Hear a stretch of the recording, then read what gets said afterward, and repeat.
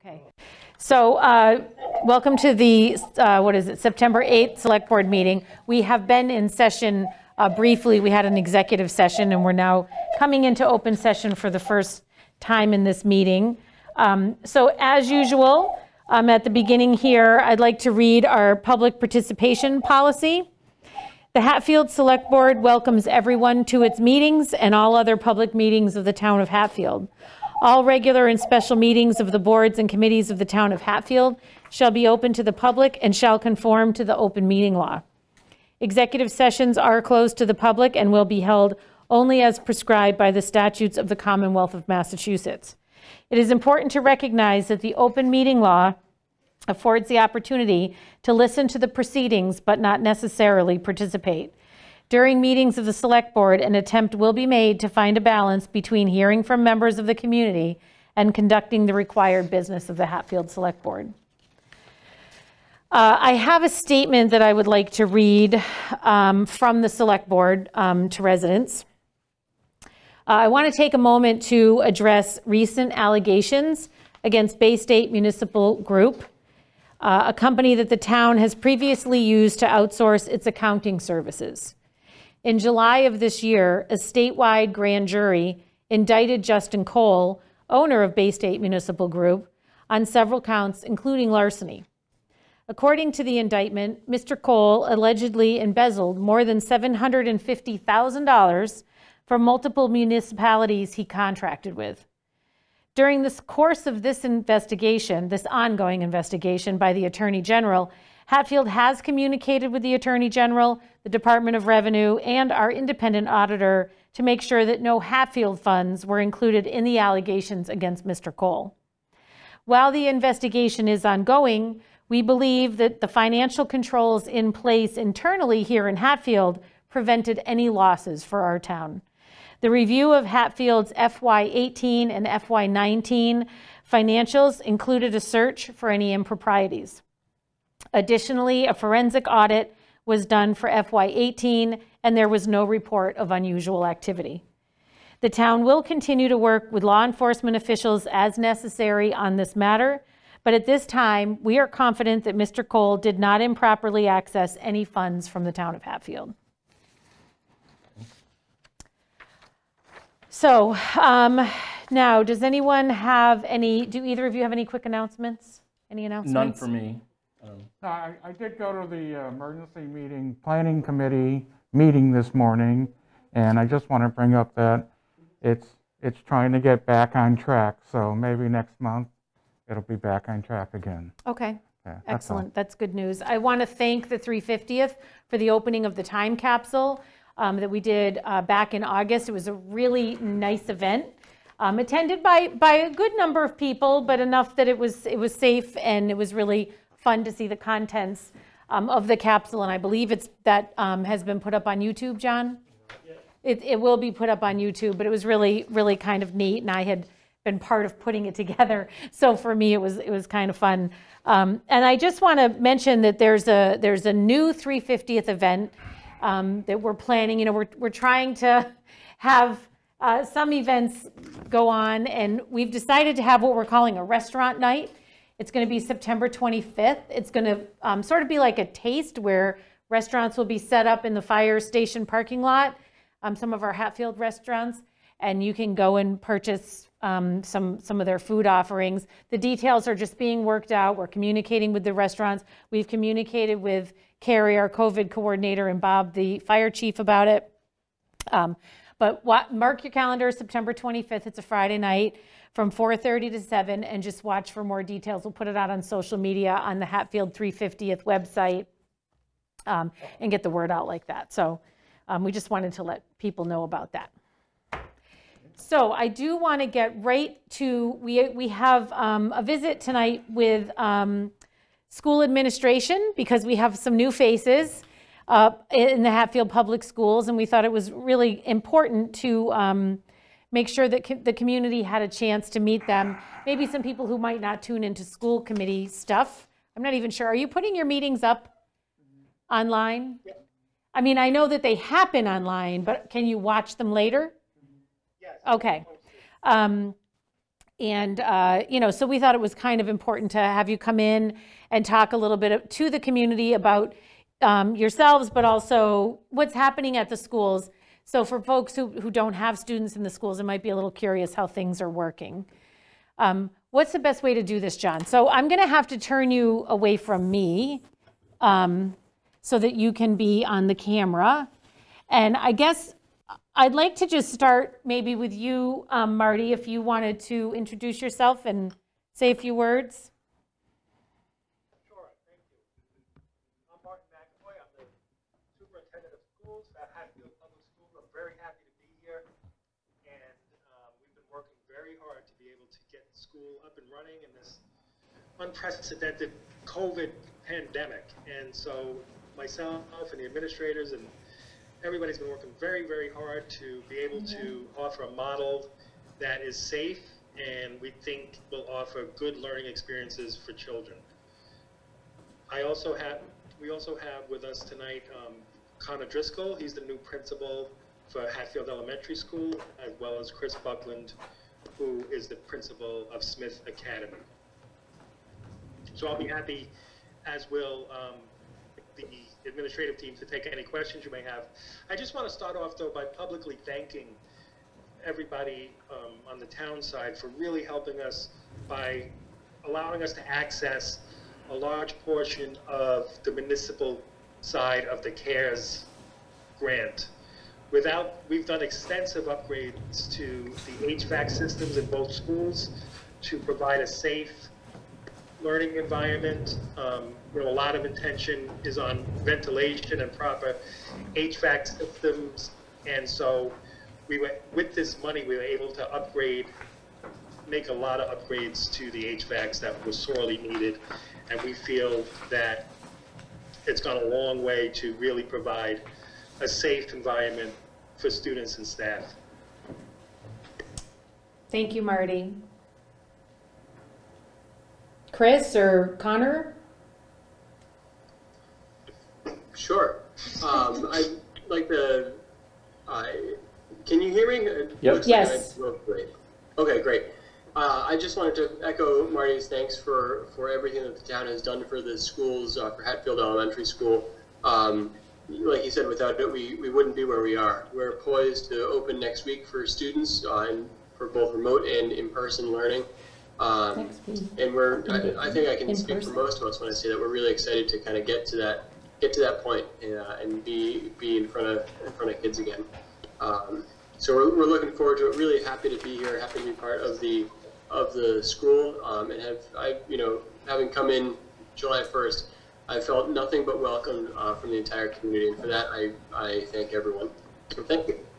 I just wanted, that was Connor Driscoll, who's the principal at the elementary school. He just didn't say his name. Right. Thank you. Sorry. Chris, are you there? Yeah, hi there on that. I don't think I can add a great deal. Connor and Marty have kind of said a lot of what needs to be said, and I think we're in a good position. Everything's set up as much as possible to start next week. Great. I was glad to hear you mention some of the work done at the school, because I did attend an online school committee meeting last week, and some of the teachers were saying that none of their accommodations had been met, and I was pretty disappointed to hear them say that, because I know for a fact how hard the town has worked to, and I'm looking specifically at Carrie here, to ensure the safety and proper ventilation up there. So, and I don't know, Carrie, do you maybe want to speak to some of what's been done in a specific sense? Because again, a lot of people who might watch our meetings might not have kids in school, and it's important for them to hear what we've done and what the funding source was. Sure. So, for those that may not know me that's going to be watching this, I'm Carrie Flaherty. I was appointed the Hatfield COVID coordinator back, in March, April, May, somewhere around there when this all started. I've been working hand in hand with the Board of Health, obviously with the Board of Selectmen and the schools, in regards to trying to keep a process going, especially for getting schools opened up come next week. We have luckily benefited from multiple sources of income or money to the town. First, we've had access to MEMA and FEMA grants that are available to the town in regards to that they will cover up to 75% of purchases that have been needed to have been made. There's a long list. It started off being a short list when we first started, and it truthfully has grown. The emergency manager, who's also the fire chief, Bob Flaherty, has been thankfully keeping track of that. And I'm not just saying that because he's my husband, but it's definitely a little burden off of my shoulders that has been kept by him in regards to he has kept track from the schools, the town departments, everybody that has had to purchase PPE or hand sanitizer or any of those kind of purchases. I mean, again, there's a long list of them.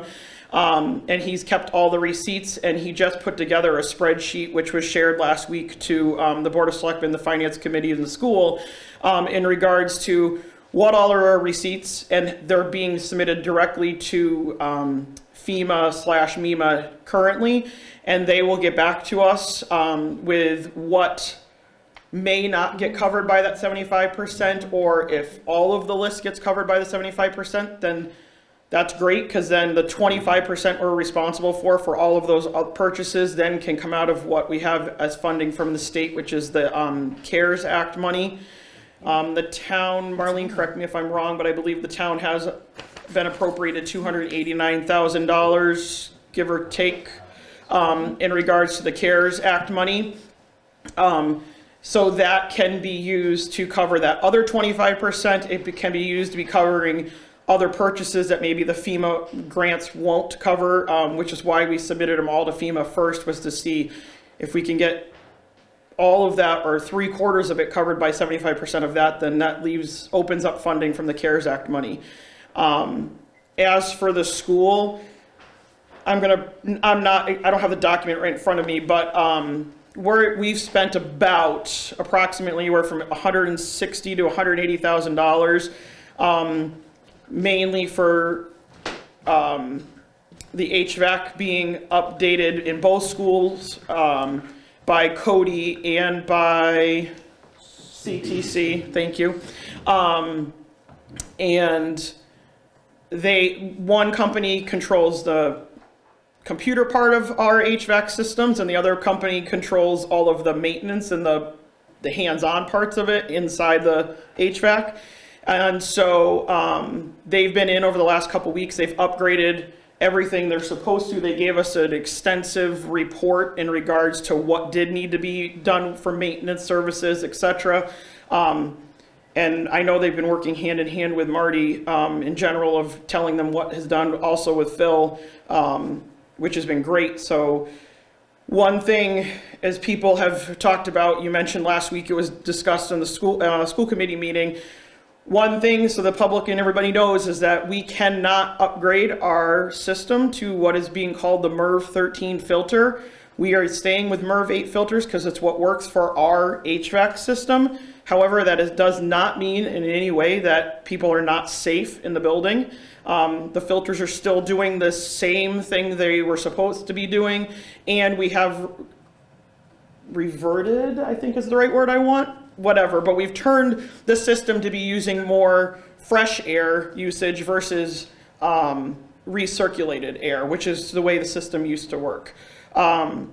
So that's huge because it's obviously taking the outside air and bringing it into the building for everybody, and it cycles it back out again. So we're not reusing air and whatnot. Even though it goes through the filters, it's much less risk than possibly it could have been considered before. And I'm not saying the system was a risk before. It's just that it is different. We've also purchased electrostatic fogging machines, which they're really a big deal. They use them in certain fire departments around here have been using them for their fire trucks and ambulances. We're using them for the buildings, and the way that it works is that the fogging goes out into the room, but it goes around all surfaces. So it's anything that it gets under the desk, it gets on top of the desk, it gets behind books. It gets everywhere in the rooms. So we did purchase them not just for the schools, we purchased them for our town buildings that we can use them here at the town hall, the fire station, the police station, the highway garages. We have a handheld device that we also purchased that currently the fire chief has in his possession, but it is going to be used, and we want it to be used regularly amongst our highway trucks, the fire trucks, the police cruisers, the school department vehicles that are used to go back and forth between the buildings and stuff like that, so that they're used to get rid of the bacteria or the viruses. It's specific for COVID, it's specific for flu, and there's a lot of other ones that are listed along the way. There's a great video actually, which I'll be happy to write up some of this and post it on our Facebook page on the town so people could look into it further of more detail of what this equipment does. So again, we have one for each building and also our town municipal buildings. We bought UV lights that are on a roller, and they're the same thing as a hospital uses. So they run for so long, and the difference between a UV light and a fogger is that the UV light only takes care of immediate surfaces that it can touch. It won't take care of the underneath parts of things. So the schools have both of those. So in all honesty, I can tell you besides being here and what we've purchased, I can tell you from the outside world, from the hospitals and stuff like that, we actually have probably done more for our school district and for our town municipal buildings than even hospitals have been able to do, because we just have taken that step using the money in that process. So we have UV lights, we have the foggers, all of our janitorial staff has been trained in all of this equipment. They have worked diligently in getting the rooms set up and organized to the best of their abilities that we possibly can. The school board did vote and go above and beyond, honestly, what DESE, the Department of Secondary Education, suggested that we needed to be doing for in-school usage, which is DESE says the classrooms that students should be wearing masks and teachers wearing masks with only 3-foot distancing between each student. Hatfield has chosen to do 6-foot distancing and be wearing masks, which is a huge thing. I mean, if you look at the CDC guidelines and the Department of Public Health for Massachusetts, they say if you're at that 6 feet or more, you can have your mask off. It is safe to be around people, and not if you're comfortable. Obviously, there's plenty of people who feel more comfortable wearing the mask all the time, and that is definitely a benefit. That's better, but you're not putting people at risk by being more than 6 feet and not having a mask on. But in the case of the schools, we are requiring that the school committee also is requiring, and Marty, correct me if I'm wrong, but I know kindergarten is going to be required and first grade, whereas DESE had said under first grade, they recommend for them to be wearing masks. They're not mandating for it, but they don't have to. The school has said that everybody will be wearing, all students, unless there's a medical reason. There are medical reasons that people can qualify by a medical professional with a note that says that they don't have to wear a mask, but everybody else is wearing a mask. So even if we do have a handful of students that are going to be in the school that aren't wearing a mask, the other children and the staff are completely safe by wearing the masks themselves. And with all of the cleaning that we're going to be doing daily, the risk is, I feel, very minimal. Right, and I appreciate that. And I appreciate everything you've done, Carrie, and I just want to thank Brian too. Yeah. Because he's, as I said a little earlier, he's been the COVID representative from the select board, and it's been very, very helpful.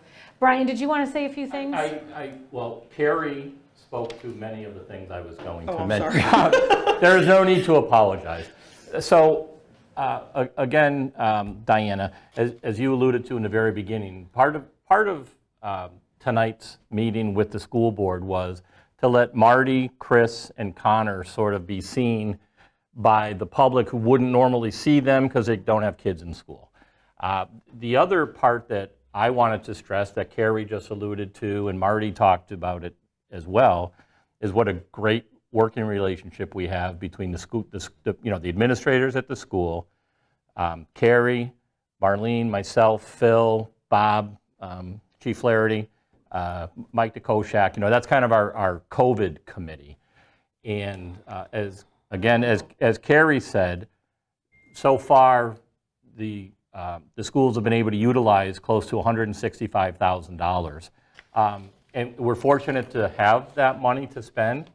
and we should be spending it on the schools because we want our students and our parents and our staff not only to feel safe, but to be safe. And I think we've really done what we can to protect everybody the best we can. And we've taken those extra precautions, as Carrie mentioned, as far as the school committee has, 6 feet instead of 3 feet. On top of the HVAC system, we've also gotten HEPA filters for all the classrooms to circulate the air. That's the only thing you didn't talk about, Carrie. Kidding. But so we're really taking the precaution, and we've heard some of the staff just wants to make sure the air is as clean and as purified as possible, and we've taken all the steps that we can do. And then there's a bunch of different PPE. I mean, the filters in the HVAC systems probably come right now to roughly $100,000. The other $65,000 is on all those other things. It's signage, it's sanitizer, it's PPE, it's some all that remote stuff. learning tools. Right. Some cameras, and remote learning. So right. Yeah. We've done some programs already covered that are helping. We're doing helping with the Wi-Fi update and stuff like that. Right. I mean, it's huge. Also, it's a big undertaking. So I do want to get back to these guys, but just to put this in perspective for townspeople, so that they know we're taking this seriously, the safety at the schools.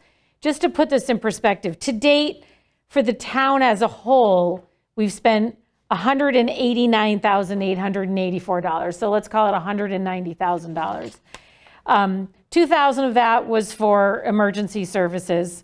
About 24,000 was for the town hall and things we needed here. And like you said, the other 165 was spent on the school department. Right. And I think that really shows our commitment to making sure our teachers and our students are as safe as possible. So I thank you. And I want to thank and acknowledge Chris, Marty, and Connor, because I can't imagine what it's been like trying to prepare to get ready for this. Welcome to and, Hatfield. and also acknowledge the school committee for having some tough Absolutely. decisions to Yeah. make. Right. Yep. And hearing everybody and Crazy. doing the best that they can. So, but I would like to turn it back over to you three if you, oh, sorry, Ed I had. just have one question. Before I ask the question, I also want to thank you guys for all the work you put into this. You I too, think Ed. Yeah.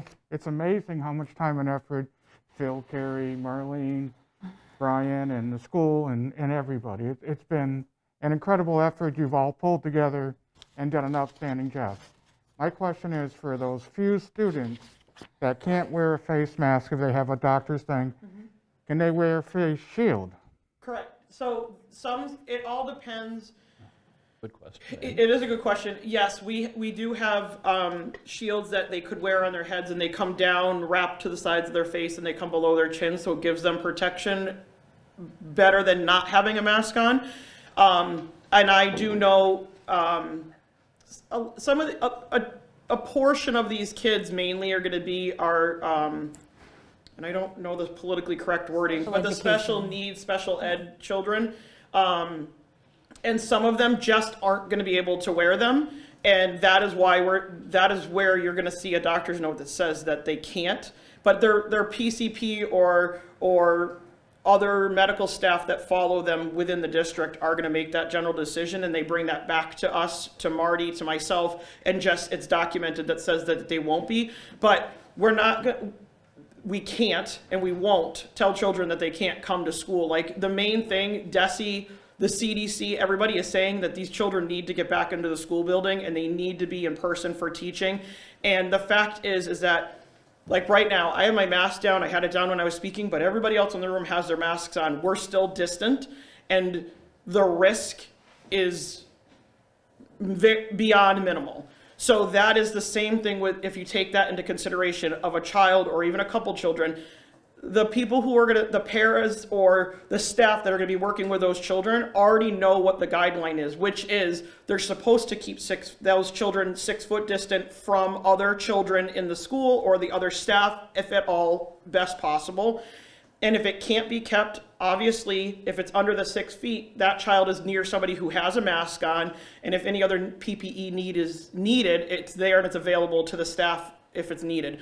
So the risk is very, very minimal for the handful of children we might end up having that is going to Yeah, not have a mask Carrie, I on. just want to interrupt you because they're under time constraints, so I sorry, want to go make ahead. sure we So, get back yeah, to so we them. can talk. I just So I go, wanted to answer your question regarding. go ahead, Marty.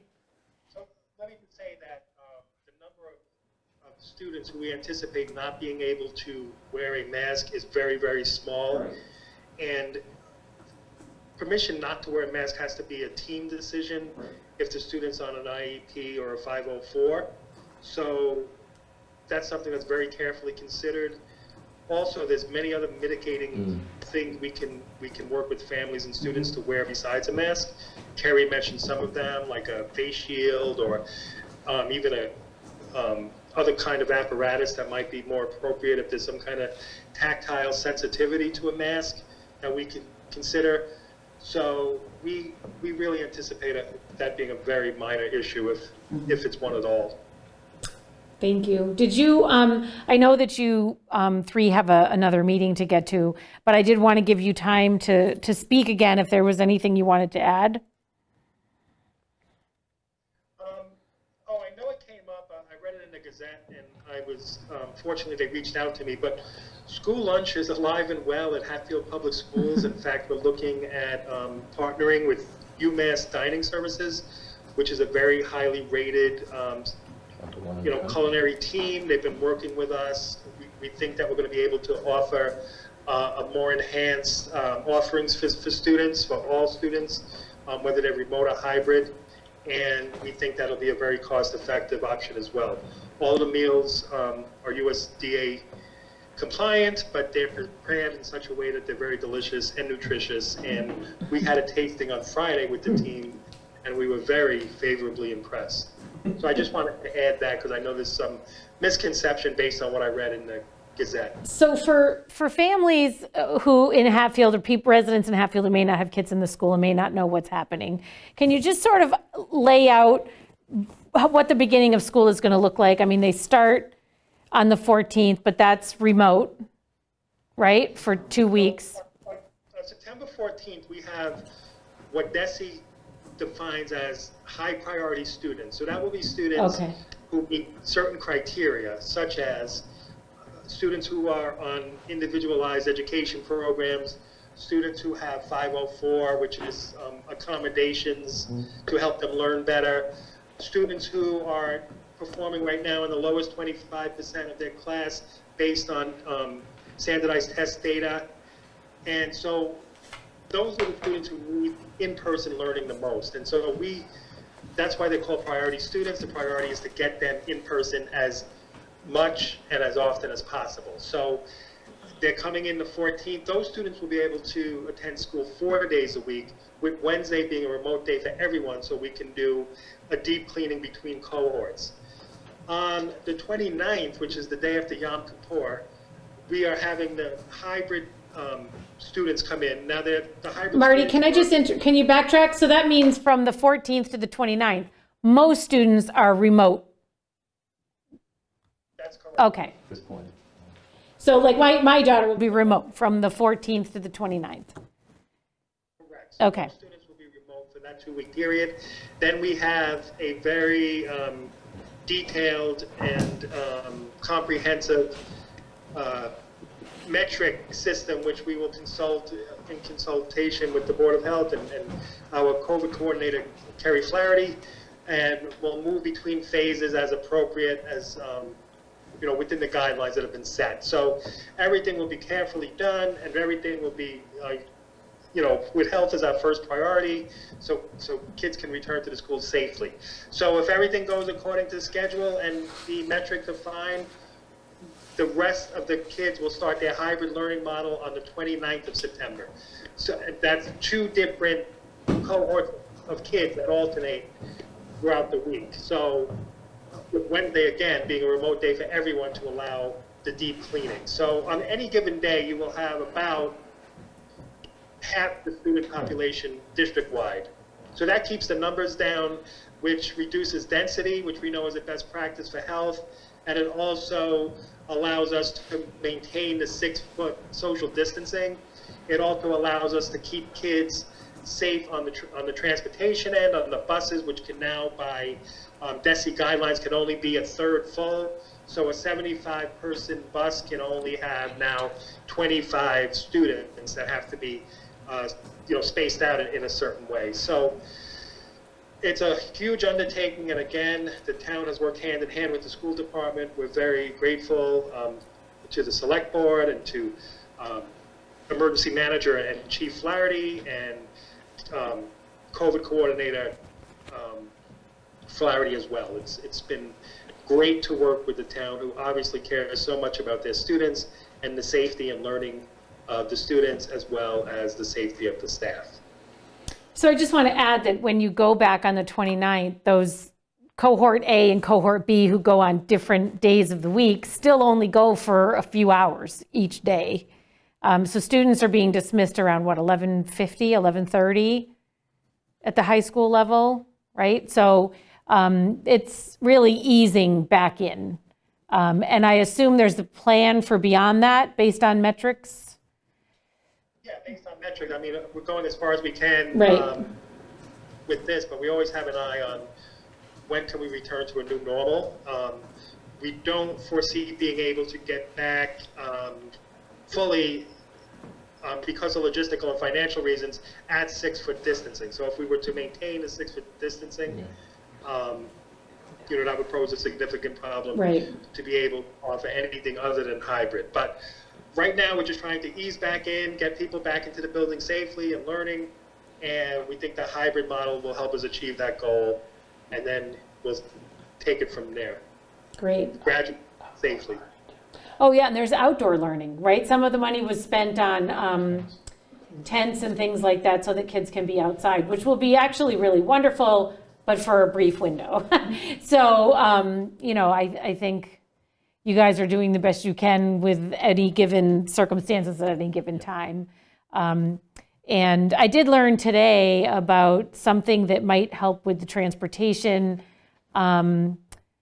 issue, and I will talk to Carrie about that, and I will have Carrie get the information to you.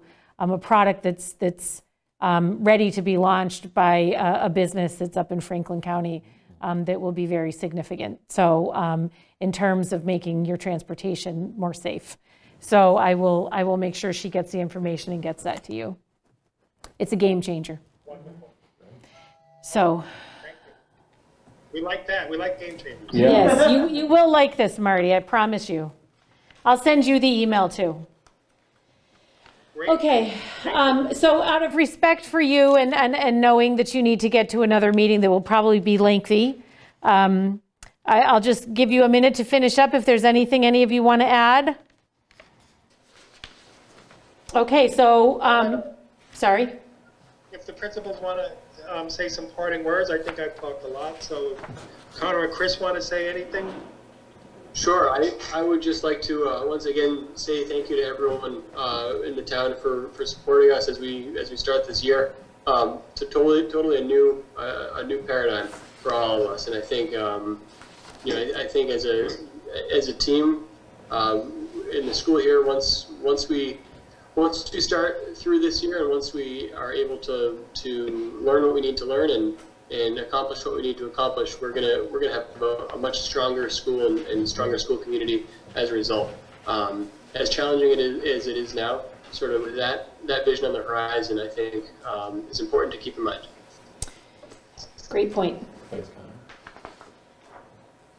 You're all set, Chris? Yeah, no, I think that was great. Connor, I couldn't put it better. Thank you. Okay, well, it was great to have all of you here. Thank you for taking time before you go to your meeting. Thanks, Thank you guys. so much for having us. We really appreciate it. It's great to work in a town that obviously cares so much about its students and schools. That we do. Thank you very Thanks, much. guys. Thank you.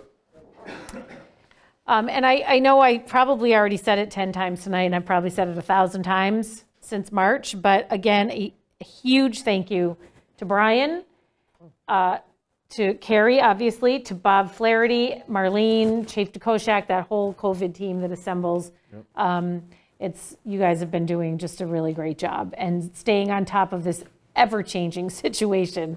I mean, really doing a good job. So One more thing, I know we have a lot that we still have to do. So thank you for your thanks, but really, Carrie's the one that's spearheading all of us here. So it's true, Carrie. It really is, Carrie. I mean, we appreciate it, and we follow, and you're the COVID queen. I gave you CQ. You have a new name. So, but we are a team. But really, Carrie's the one that's sort of, and Bob are pushing it forward. Bob sends us, as we get our daily updates from MEMA and whatever he's receiving in his role as the emergency management director, and Carrie's working with other communities and has really invested a lot of time. I mean, I don't think any of us envisioned COVID lasting as long as it did. No. And now here we are with the maybe schools halfway through. I mean, it just. I'm sure we're halfway through. I think this is going to be our new norm in some ways for a while. Right. So I mean, the whole, Connor mentioned, we're all just going to have to adapt as officials and as residents and as humans. We just need to keep going with the flow and try to stay as safe as we all can by practicing, the guidelines that are being sent out. And Carrie really has been this, has spearheaded all that. So I just wanted to publicly thank her for I know. I mean, Carrie and I have spent a lot of time on the phone talking about all of this, and I'm not even as involved as Brian or some of the other folks. So I can only imagine how much time you've spent with all of them. Really quickly, only because we're on camera today, is I didn't get my letter out today to the public. That usually goes on Facebook and the town website. It'll come out tomorrow, but as of right now, today, we don't have any new cases, and we still don't have any new cases. So, and the person that we did have as a new case about 2 weeks ago now, approximately, is coming off of quarantine this week. Awesome. No, one. How many total? Total. 21, I think. Technically, from what the state gives for numbers, we have 22 cases as of date since January 1st. Had. However, some of those cases, though they showed up as Hatfield cases, which this is a good, really quick way to explain to people, the way they come to us is based off of your address. Not our most recent, but 3 cases prior to that, 2 of them did not come back to Hatfield to their families when they were already out of town somewhere else, and they stayed there in quarantine. So though they found out they were positive and they come up as one of our positive cases, I end up sharing it back to the town that they're staying in, which is part of our whole contact tracing. That's why we do that. So they stayed out of town, so they ended up not being a risk to the people they live with or anybody else in Hatfield. So though they count as our number, they weren't actually physically here, which is a good thing overall in the end. So we have 22 cases as of today that were confirmed cases, and only 21 of them are off quarantine. The other one will be tomorrow? Tomorrow, the next day. I'd have to, This week. And I have to call and touch base just to make sure that that individual is feeling well still and doesn't have any symptoms anymore. And if that's the case, then they come off of quarantine. Yeah. That's... They don't have to test negative to come off quarantine? No, quarantine for 14 days, and you have to be fever-free and cough-free for 72 hours, which is what they consider the 2 highest symptoms of COVID. Correct. Okay. Some people don't ever get a fever, but they have the cough, and with the cough, you obviously can spread. Yeah. Right. So you have to be cough-free for... With the fever you can spread. Well, with the fever you absolutely can, but the most recent case didn't have one. That person didn't have a fever. They had a cough and just felt tired and whatever. So in that case, that person needs to be 72 hours without a persistent cough and having those symptoms. It's so interesting how it affects everybody different. Yeah. It does. And then some people we know clearly carry it and don't ever have symptoms. May never even know they had it. Exactly. So.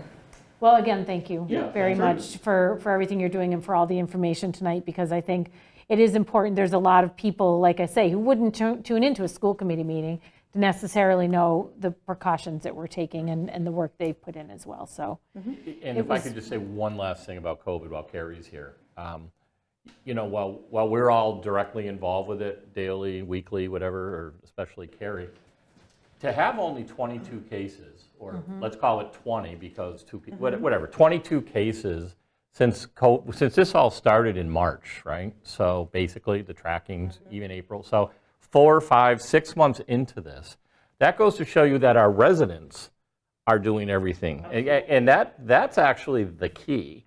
for our success. I mean, we can keep talking about it, we can keep explaining it, we can keep showing what you're supposed to do, telling you what you're supposed to do, but it boils down to that the residents in town are paying attention to what you need to do to stay safe and to keep others safe. And you know, shout out to the townspeople, really. I mean, that's... So that sort of brings up another topic that I just want to touch on quickly, because we do have some other agenda items to get to. And that's the basketball courts.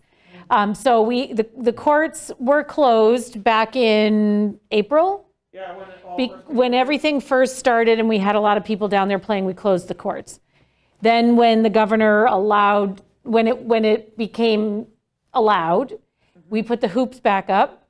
And we had a lot of people coming in and playing, which was great. Carrie was making sure that people were following guidelines, and it started getting bigger and bigger. And guidelines now weren't being followed, despite numerous requests, numerous chances. And so we did have to take the hoops down again in the interest of safety. So I want townspeople to understand sort of, you know, why they came down, went up, came down, you know, that sort of thing. And recently it was asked of us if we'll be putting one back up, and the answer to that is no. We can't, right now, we can't. We really can't do it. Like, Right. As much as, I'll tell you, I was the biggest person who wanted to give every chance possible. And I hated being the one that had to make the decision, because it really did come down to the guidelines and whatnot. Some people wanted to say that, well, you never should have had them up, which is not true. The CDC and the state and the way they give out their guidelines, you could use the courts, they could play the way they were, but everybody as a whole, it was not a specific group, everybody didn't follow the guidelines that were set in place, and we put signage up and everything. It had nothing to do with any individuals or anything. It was just a constant having to remind people, and it got tiresome. Right. I mean, It really did. Like, to deal with happy. everything else, it was just too much to deal with it on a daily basis. Right. And the answer was just take the hoops down, and thank you to the highway department for doing that for me, because it took one phone call and they were down the next day without any questions. And it was like in the darkness, because as Garrett put it to me, he does his best work at 4 a.m. There you go. I mean, I was really happy when they went back up, and it was really nice to see kids and adults out there having a great time, getting some exercise, getting some fresh air. But our first obligation is to their safety. Absolutely. And so that's why they had to come Well, down, and I so. think it's important that Carrie just touched on a good point. You know, that Carrie and the Board of Health and anybody else who's involved with the enforcing COVID rules and regulations aren't discriminating against people or places or businesses or anything else. We are following CDC guidelines, we're following Department of Public Health guidelines. That's what we rely on. Yes, some people say you should never have done it. Well, that's your opinion, which is fine, but if we're allowed to do it by law and by the guidelines we're following, we have to do it. We can't make the choice, right? We're following guidelines, and that's what we do. People may agree with it, they may disagree with it, but they should know that we're doing what we're instructed to do. Right. I guess that's the point I'm trying to make. And other sports did happen this summer. I was reached out by the school and some summer leagues in regards to baseball, and those people, the people in charge of those teams, were excellent. They called, they asked the questions, they got the guidelines, and they followed what they were supposed to do. And so did the people who came to watch them. Mm-hmm. And it's the same thing as moving forward as the fall season comes in and stuff like that. Don't get me started. I won't, but I'm just saying is that, you know, we have guidelines and whatnot, and I mean, it's really a hard decision. It really is a hard decision, because how do you do one thing and not do another kind of thing, so. I respect the toughness of the Yeah. decision, but And I'm glad I'm not. sorry, making that decision. let them, my mantra is let them play. I know. Yeah. Let them And play. Right, get out of It's the house. important, let them play. I don't disagree with you. So, okay, Ed, did you have anything? No, when you said COVID Queen, I started thinking, was that an ABBA song? I'm Yeah, not yeah, sure. yeah. Dancing Queen. Yep. I will not. CQ. Thank you. Again, thank you for all you do. Yes. We appreciate it. We do indeed. We do. So we're going to tackle the rest of our agenda here. Bernie, are you still with us? Yes, I am. Hi, Bernie. Sorry, Bernie. Good, now you know everything there is to know about the COVID response in town. So we are joined tonight by Bernie Shimorowski from Shimorowski Farms, of course, here in town, who has is looking to get a host community agreement for River Valley Growers, Inc. Bernie, did you want to speak to this a little bit so residents understand what this is? Sure. First, I'd like to introduce my friends with me tonight. Isaac Fleischer, my attorney from Bacon Wilson in Northampton. Jared Garfield is a business partner, and Jared Glansberger, a supporter and friend. I think it's probably best just to hand it over to Isaac, who's familiar with these HCAs and well-versed in them. Okay, Isaac. sure thing. Isaac, Yeah, welcome. Bernie. Can everybody hear me okay? Yes. Thank you. I can. Good. Okay, so yeah, my name is Isaac Fleischer. I'm an attorney with Bacon Wilson, and I'm representing River Valley Growers on this host community agreement. I guess really briefly, what the host community agreement, or HCA, is the state agency involved with licensing cannabis establishments requires any cannabis establishment to execute one of these agreements with the municipality where they're located.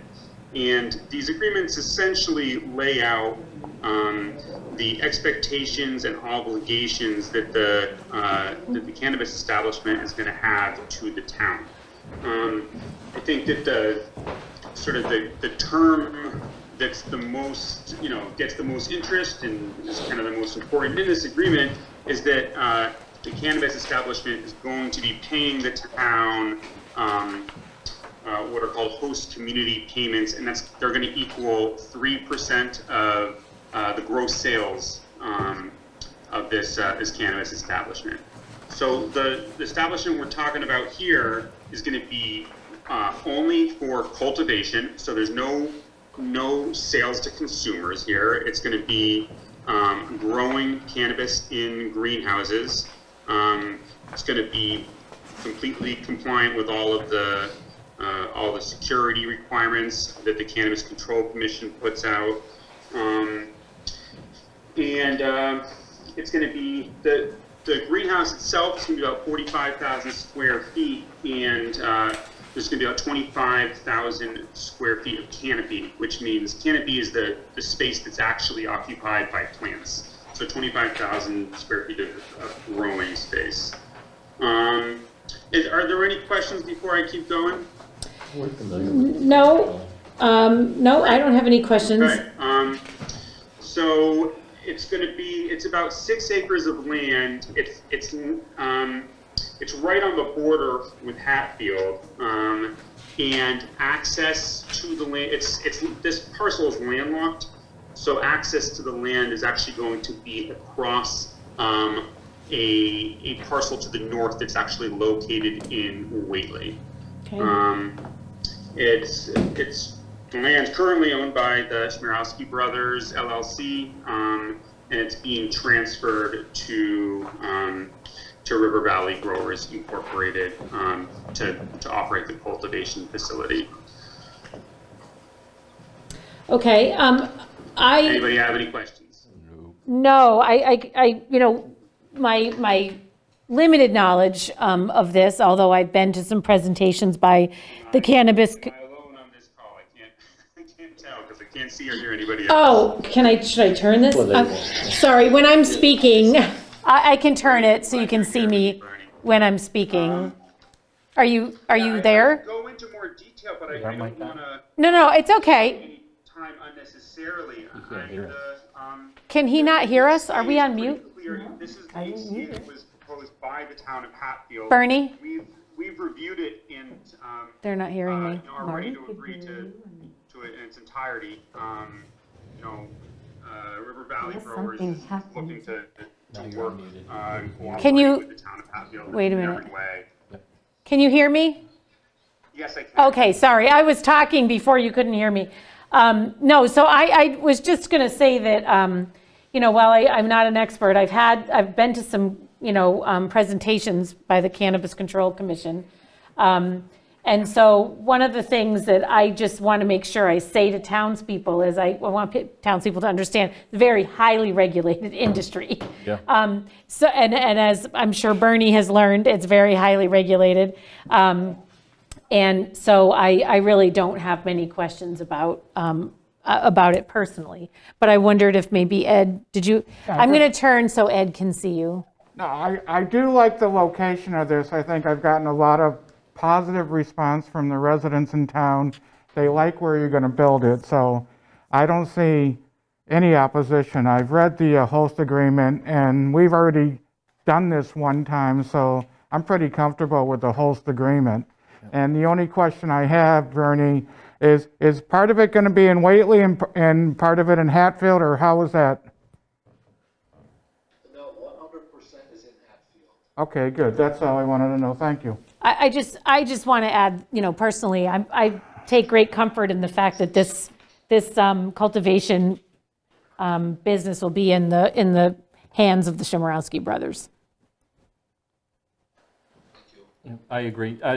The only comment I really have is I mean, this is fine with me. I guess I also wanted to just let the townspeople know, and we had this conversation previously, is that this is just one of the beginning steps for any business or farmer, or depending what they're looking to do. This is the first step that they sort of have to find out, is the town okay with this? They still have to go and do their due diligence with the state and planning boards and whatever else might be involved with this. So this is step one, which isn't a guarantee that it will or won't happen. It's just kind of getting the Board of Selectmen's blessing, if this is how it plays out, that continue and follow the normal process, and as Diana said, follow the very regulated process going forward. I just wanted the townspeople to understand that. Yeah. This is a necessary first step, basically. Right, right. I think a lot of people, people don't understand, there's seed to sale tracking of all of this, and it's really quite impressive, all of it. So I have no further questions. Do either of you have any questions? Nothing further. Except that, what I have in my hand, Bernie, is this not the final version? Did I hear there was some maybe small changes to this since we received it? Can I? Yeah, please, Counselor. Yep. Go ahead, Isaac. Yeah, so Marlene, I spoke to you earlier today about some of the the comments we had on it, and then I spoke to Bernie afterwards, and we came to the decision we want to keep this process moving, and any of the comments that we had, we decided we were ready to sign it in its current form. Okay. And some of the issues like who would be actually reviewing the security plan, for instance. It would be the police department, and we'll work that out when we get to it. We didn't feel like there was a need to actually revise any of the language in here. So the draft that you sent me earlier today is the draft that we're agreeing to. Okay, and this draft has been reviewed and approved by our town council. Yes, it has. Okay. I just have one comment to make on page 8. Under, it says River Valley Inc., I will insert growers. We need to add that. That was missed. Oh, It says to the company, yes, I see. River Valley Inc., it should say Okay, River Valley so there's just, it's Growers. basically a The company name, clerical right. typo type of thing. And that has nothing to do with the So we won't signature sign page. this tonight, but we can vote it tonight and then sign it once the correction's made? Mm-hmm. Okay. Or can we sign it You because can it's on a still different sign page? it, Okay. because that change is on a separate page. On page 8, In bold. in bold, where it says to the company. Here's the thing. Yeah, I see that. So Okay. we will get that changed, but we will still vote and sign this evening. So, any more discussion? No? I'll make a motion to approve the River Valley Growers Incorporated Host Community Agreement. I'll second that. So there's a motion made and seconded. Any further discussion? No. I have nothing. So all those in favor? Aye. Aye. Good luck, guys. Good luck. Thank you very much. Appreciate it. Thanks, Bernie. Thank Thank you, you. Isaac. Thank you very much to both of you.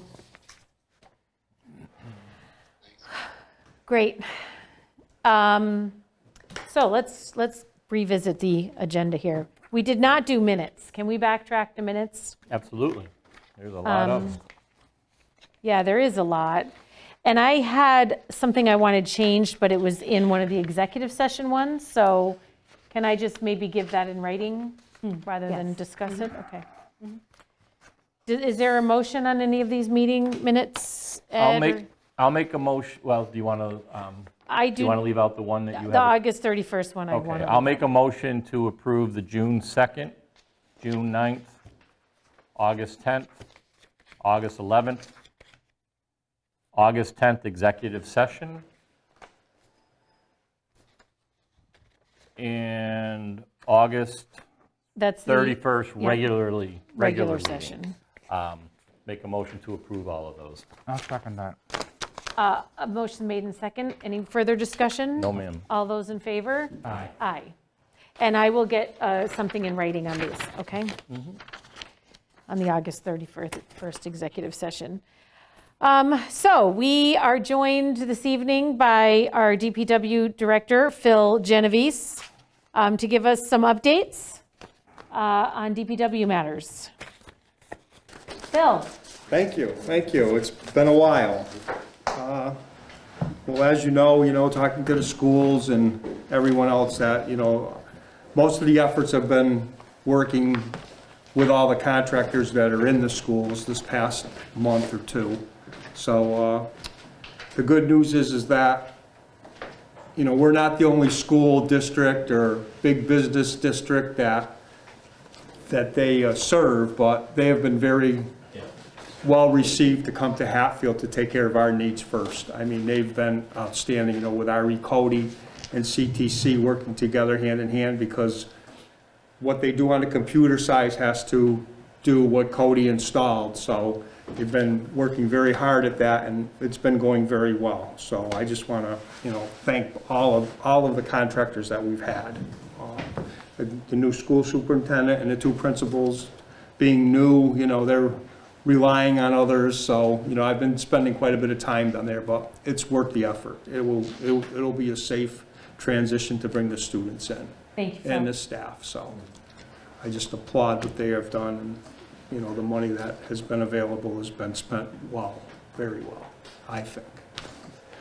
So the other thing that I want to talk about tonight is, the Chestnut Street Water Project. There were much concerns about the trench, but we have rectified that. We milled it 4 inches, put 2 layers of blacktop in there, and did all the other service trenches as well. But there's still going to be some digging down there. So within the next few weeks to maybe the beginning of October, they still have to put the bridge in, the utility bridge, and make all the connections, as well as up by Gore Avenue. They have to do a little bit of connections there. So there's going to be some more construction there. So people, please don't think that because it was paved, the project is over, because there's still a big part of it that has to be tied together. But the good news is that it was all tested, pressure tested, chlorinated. It all passed with flying colors. So if there is a failure in that swamp, we can run fire hose over the bridge today to supply water. So we don't have to worry about that situation any longer. Great. And in the spring, the plan is to redo the road. Right, yeah. And We'll let it go through I the mean, winter.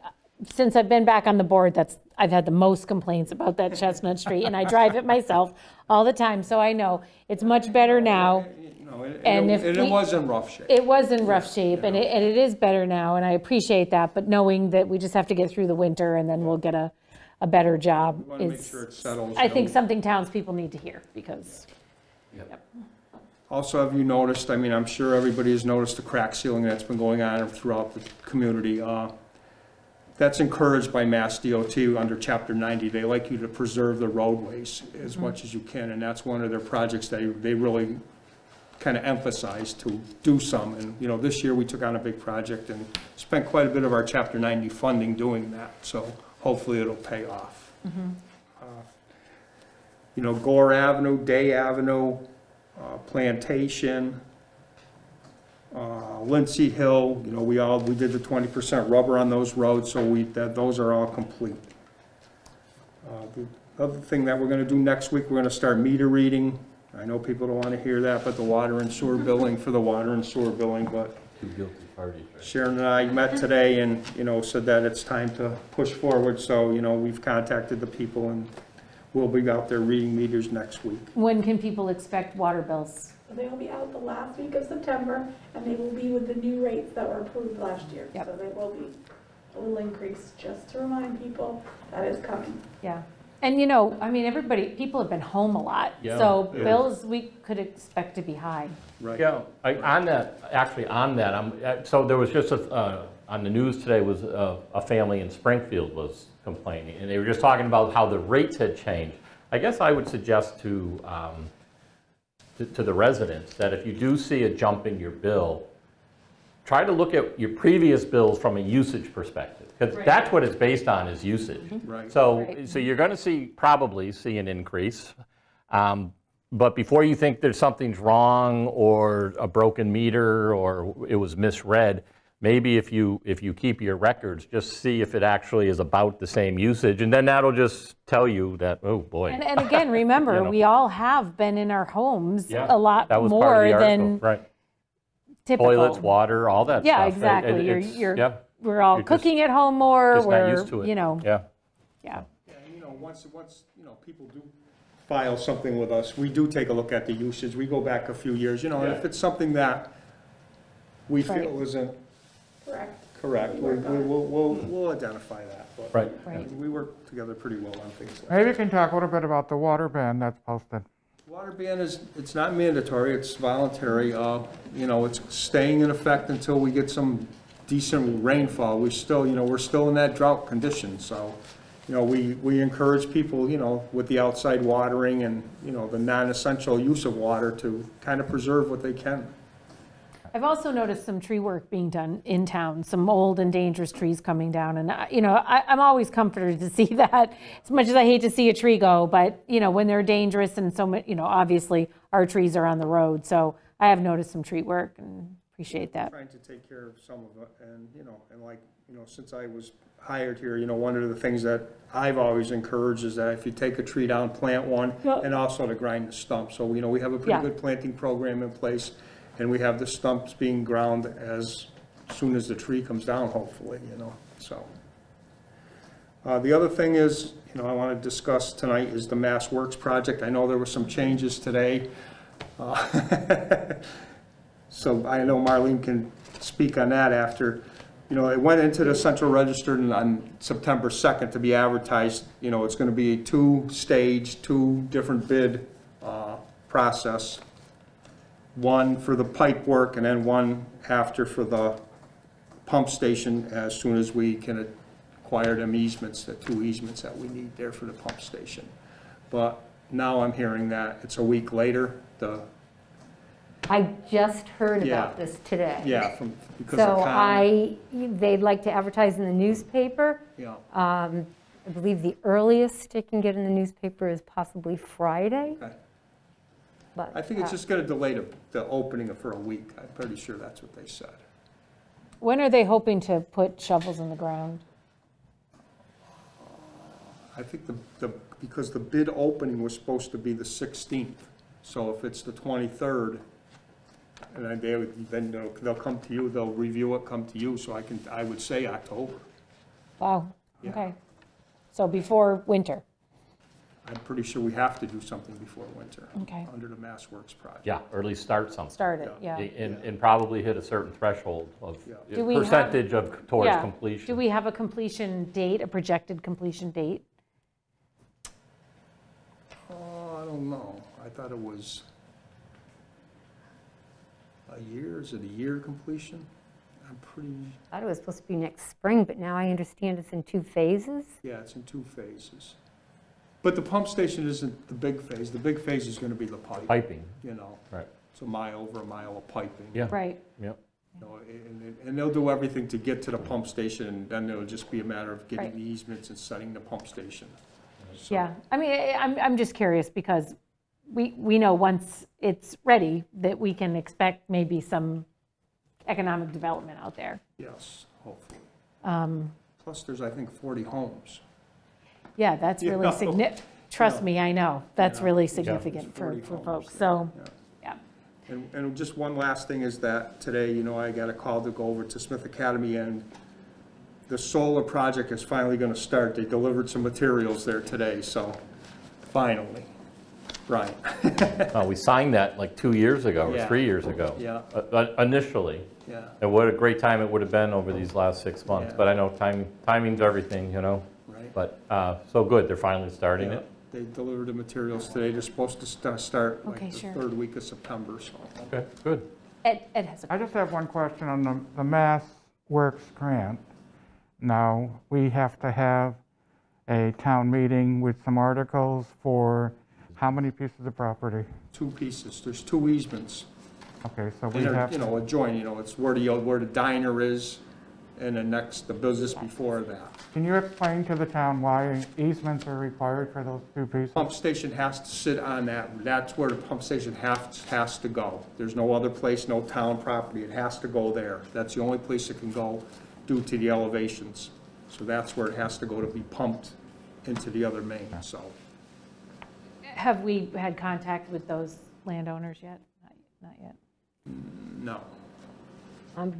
They've done some of the Need some preliminary, information. so the engineering firm has pulled up some of the address. We know where they need to do, but we have, Marlene and I have both, probably Phil too, have sent requests just for, you know, an update from the engineering firm, like Okay. where are we? We're So it's getting a the little too fall in early case for we that. have, well, potentially, but we would like to have the articles, right? For if we're going to have a fall town meeting, and we haven't gotten to that yet in any of our meetings.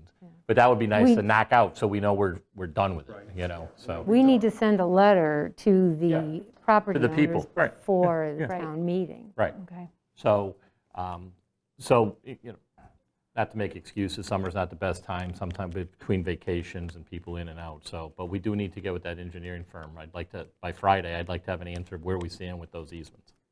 Or at least the easement requests, or reaching out to the, Well, you you know, need some a sort of surveyor whatever. too, and the question is, my goal is asking if we're going to outsource it or that we're going to subcontract them to do it.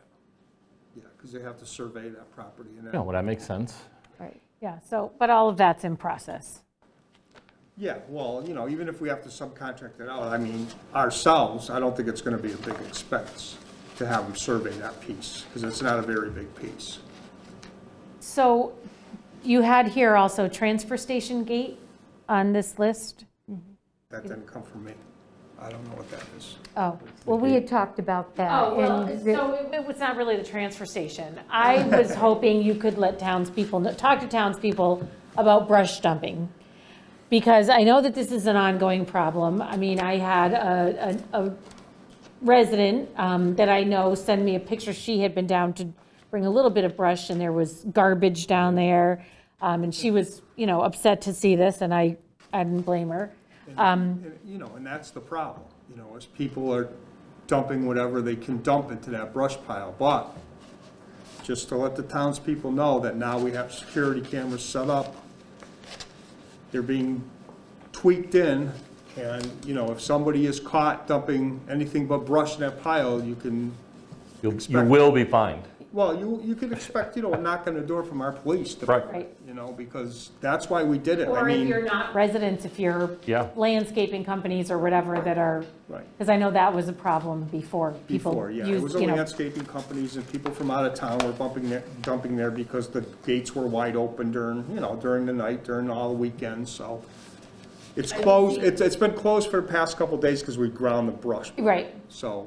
I was after just going to that- mention, yeah. I've seen the brush grinding going Yeah, on. so after that's completed, you know, they'll be back open, and like I said, again, you know, the security cameras are live, so you dump something there, we're gonna catch you. Right.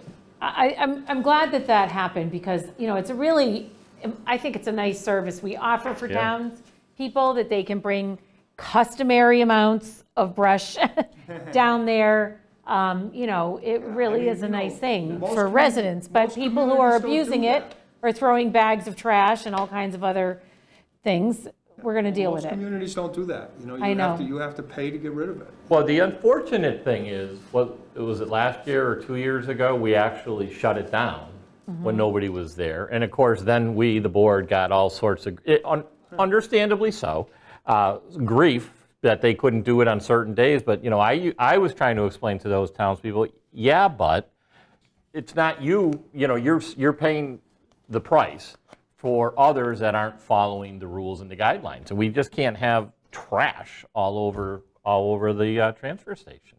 It's and it was unfortunate. anything But You know, it was people in pickup trucks that had other things in that bed of a pickup truck that they pulled the brush out and they just left the rest of the stuff there, so. Yeah. well, Well, I'm glad steps have been taken to make sure that anybody abusing it is dealt with, and then townspeople who, you know.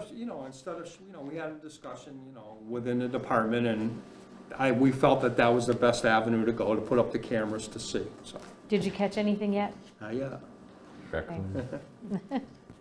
All right, Phil, thank you very you. much. It's nice to have I would like to think about having you come and do Sure. updates maybe once a month. That's fine. Okay. While Phil's here, the fire chief inquired today about the south side driveway, town hall here, and what the plan going forward is. Is that going to be marked, and are we going to put signs up? No, it's a fire lane, because right now that does not work That's going to for the be code. one way, right? Out Well, and we would have to amend our town bylaws as well. to make it because- one way. Correct.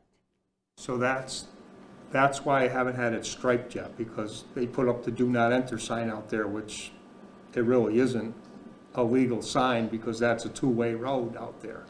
It's just a matter of you're gonna mark no parking out there. I didn't want to do no striping and then say, uh-oh, Yeah, Well, before the ducks town, need to be in a row Right. before Right. we make any moves, so. I mean, there was discussion prior, I think, to you coming on the board, Diana, that, no, we're not gonna make it one way, we're gonna leave it a two-way out and in, and we widened the driveway for the fire lane, so. If- Was the decision actually made to make it one way? No. No. I mean, I don't, I guess I No, there personally hasn't don't been. understand why it can't be two-way, unless maybe we have Bob in, if he has thoughts on this because of the egress Well, he and. has expressed yeah. to us that it does not meet the fire code. The fire code for what? Fire chief width. mentioned that it has to be a certain width, with, right. and we don't have the proper width to Right, make it does not two-way. meet Massachusetts fire code as, Oh, Bob, do you want to speak to that? So two-lane travel can still happen. That's not something specific to the Mass Fire Code. The issue would be is whether or not we were going to allow parking, which we spent all the money on the ramp. But even with the addition that the DPW did, it still won't be wide enough with parking to maintain the 20 feet of unobstructed that's part of the code, because we were only able to pick up to about 24.5 feet wide. And theoretically, if you park a car that's Okay, so, 7.5 So the intention was no parking So on the that the side. two-way traffic, Correct. correct, so it can keep two-way traffic, but ultimately, there's not gonna be allowed to be any parking on that side of the building at all. I have no problem with no parking there.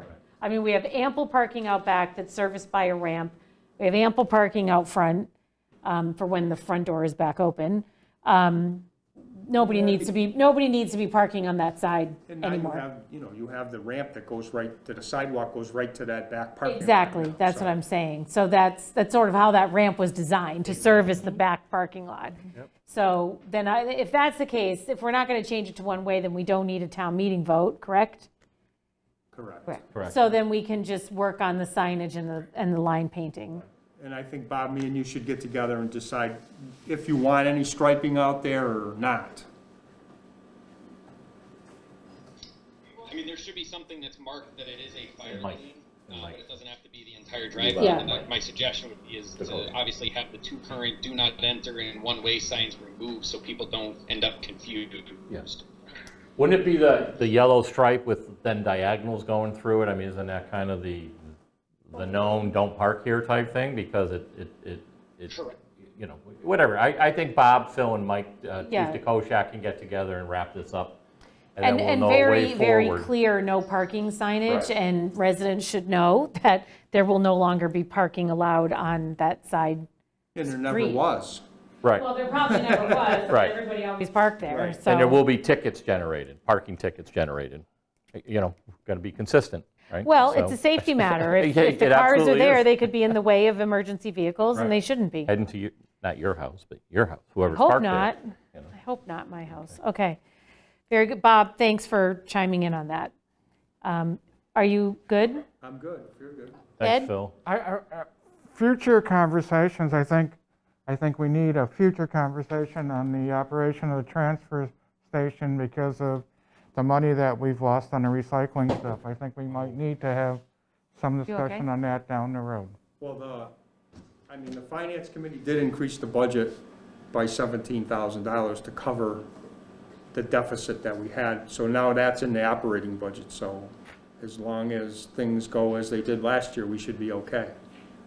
Okay, so you're pretty confident with the changes that the Finance Committee made, we should be okay and not have another. For this year, I mean, you know, we deficit. had a whole plan going forward, then with the COVID, you know, we couldn't have our meetings that we needed to have and to lay out some other ideas, but Right. that's okay.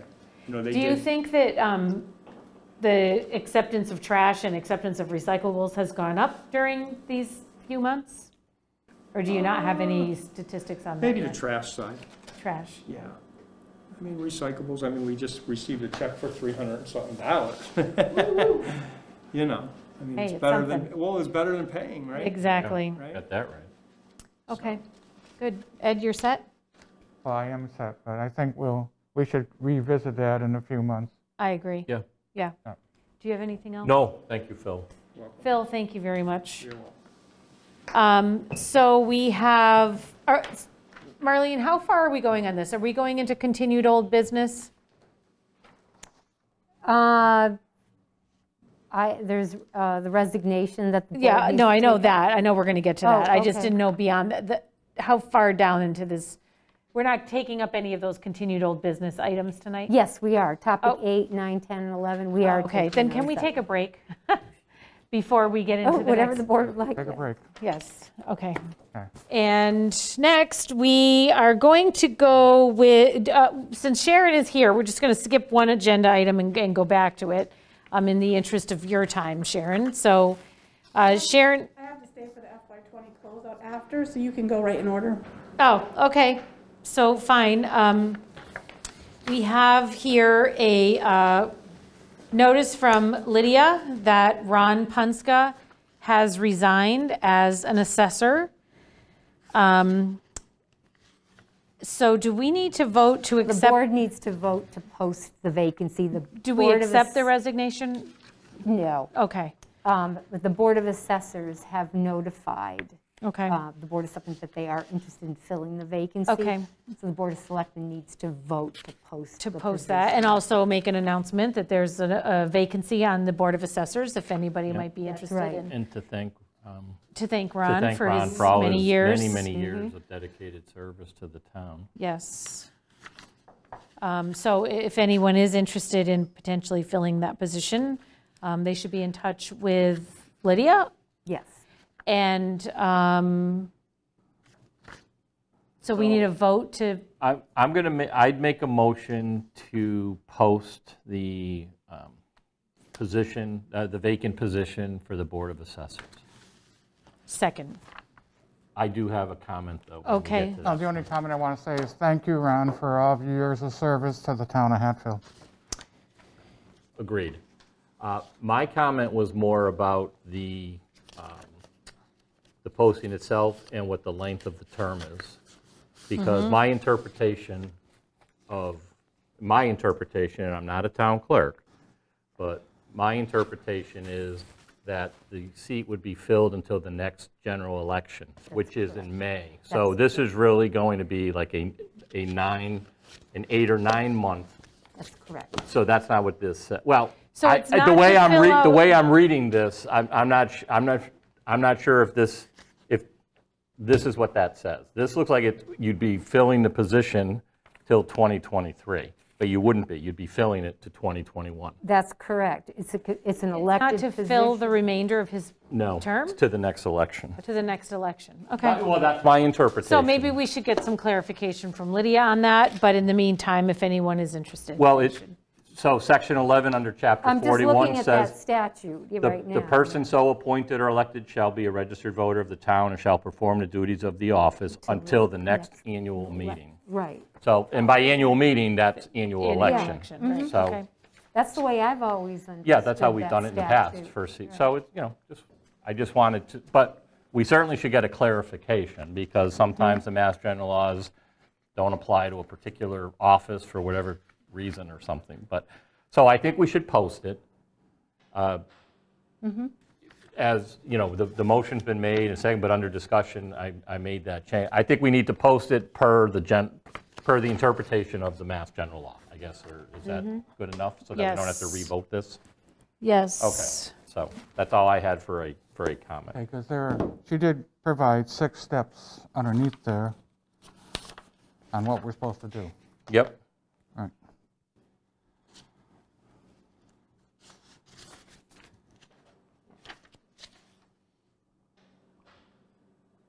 So it's just a matter of how long the term is, whether it's till May of 2021 or till May of 2023, which would be what the term, but I know we've had resignations on school committees and other boards, and you just get appointed till the next general election. And you certainly can run for election if you want. But. That is All right. right. Yep. We've already done some of the steps. Motion's made so. and seconded. Okay, motion's made and seconded. Any further discussion? No. All those in favor? Aye. Aye. Okay, this is not done yet. Okay. Where are we? Sharon. Assistant Collector Treasurer. Yes. Collector treasurer. As we know, I've been appointed the new treasurer collector, and I posted the job and thankfully got 50 applicants. 50? So, 50? 50. So we weaned it down to 5 candidates and did first interviews and were able to pick a candidate. Her name is Patricia Cotton, and from West Hampton, and she is currently the treasurer there, so she has a lot of treasurer experience and some collecting experience. She didn't hold that title, but she's helped in that office. So we're excited to have her. She can't start until September 21st, but she'll be in a couple days in between to start to get familiar with things. So we're excited to have her. So I have her appointment letter, or form, I guess is the best way to phrase it, in front of you for your signatures. And then when she gets on board, we'll come back before the board so that you can meet her. That'd be wonderful. So Nice excited job. for that. Yeah. Yay. Yes, I actually think I've met her. So we don't need to vote this or anything? Yes, you do. We do need to vote this. Vote to accept the recommendation of Okay. the treasurer. Okay. I'll make a motion to accept the recommendation of the treasurer. I'll second that. A vote's been made and seconded. Any further discussion? No. All those in favor? Aye. Aye. Thank you. You're welcome. And we thank Edwina for her very long time here. Of course. For bailing us Huge out thank once you. again. And she will still be here sporadically to help with training. Above your name. Thank you. We do have some other board committee vacancies I'd Yes. just like to mention. The Housing Committee and the Conservation Commission. And so I just encourage people to check the town's website for those opportunities, and anybody that's interested in being on either one of those boards can contact the town clerk or my office. So those vacancies are already on the town website? They should be. Yeah. They're not. They're at least They- posted, but they should be on, Right. so That's people can right. go on the town website. And we all often say they're on the town website. What is the town website address, URL? www.townofhatfield.org. Okay. I'm not being a wise guy. I mean, we often say, or check our website, but we never tell people what our website is. Yes. So that's the only reason I brought it up. So townofhatfield.org, O-R-G. And that, you find all sorts of cool information on there, by the way, which Key has her hand in a lot. But, you know, we do have our project updates there. We have our department meetings. I mean, it's really, even if you don't need to look at it for a particular reason, it's worth to check out, I would suggest to townspeople once in a while to see, you can get caught up on things and you can see what's there. And COVID-19 information. COVID-19's there all the time from Carrie. Is posted on there. Updated on the projects, Chestnut Street was posted, you know, those types of things. Because our meetings, you know, things happen well in between the meetings we schedule. So that's a good way to just get some information. So, sorry to get off topic. Thank you.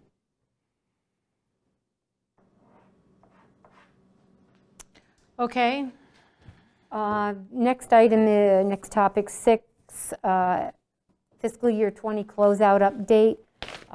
So between Sharon, myself, and the town accountant, we have been talking about a schedule to close out fiscal year 20. And that currently is being done by the accountant, posting numbers to the general ledger. She anticipates having everything, end of the year reports completed by the end of September. She's currently working on some details with the school. And I have communicated with the auditor and asked if he could pencil us in for the week of October 12th. Well, actually it was October 5th. October 5th, we'd like to start loading the documents.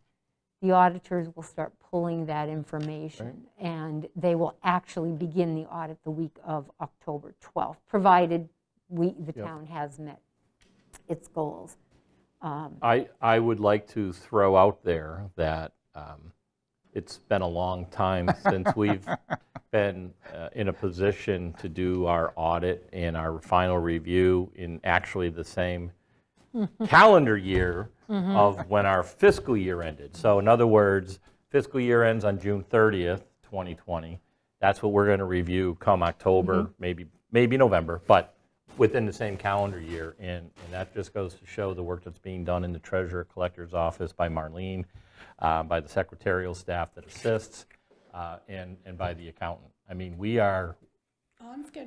we're hitting it on all cylinders, quite frankly, and it's been a long time coming for the town as a whole, for Ed and I in particular, as far as our time on the board. And we used to always say we think we're seeing the light at the end of the tunnel, but the good news is I think it's getting brighter and brighter. And a lot of people have worked and our finance committee too, by the way. I should throw that in there. I'm sorry. So I wanted to add that, the collector treasurer's office and assessor's office, they've been hustling and getting the information to the accountant, timely. And everything is falling, well, I should say, it's falling into place. And the accountant and the accountant services are on their game. So, it took us a little while getting there. We had a lot of growing pains, but we're doing well. I hope I didn't just jinx us for some reason. No, I can say with confidence, I feel pretty good. We met with her a couple weeks ago, and she'll be back in, not this week, probably next week, so that we're in communication, so it's a, what are they working on, we don't know, like we had in the past, that, we know where they're at, so. And our accounts receivable person, right, I mean, so she's we got the accountant and we have Diane, right? Diane Lavery. So, it's a good mix of people with great backgrounds and with the goal of making sure Hatfield's successful in their way forward financially. So much better flow. That's awesome. Thank you. So provided, everything is filed by the end of September, then, I don't know, what is DOR? They usually need a week to review, a week and a half. So, we could potentially see free cash certified, I'd say the second week of October. If be great. We get everything in the end of September. Nice. That would be good.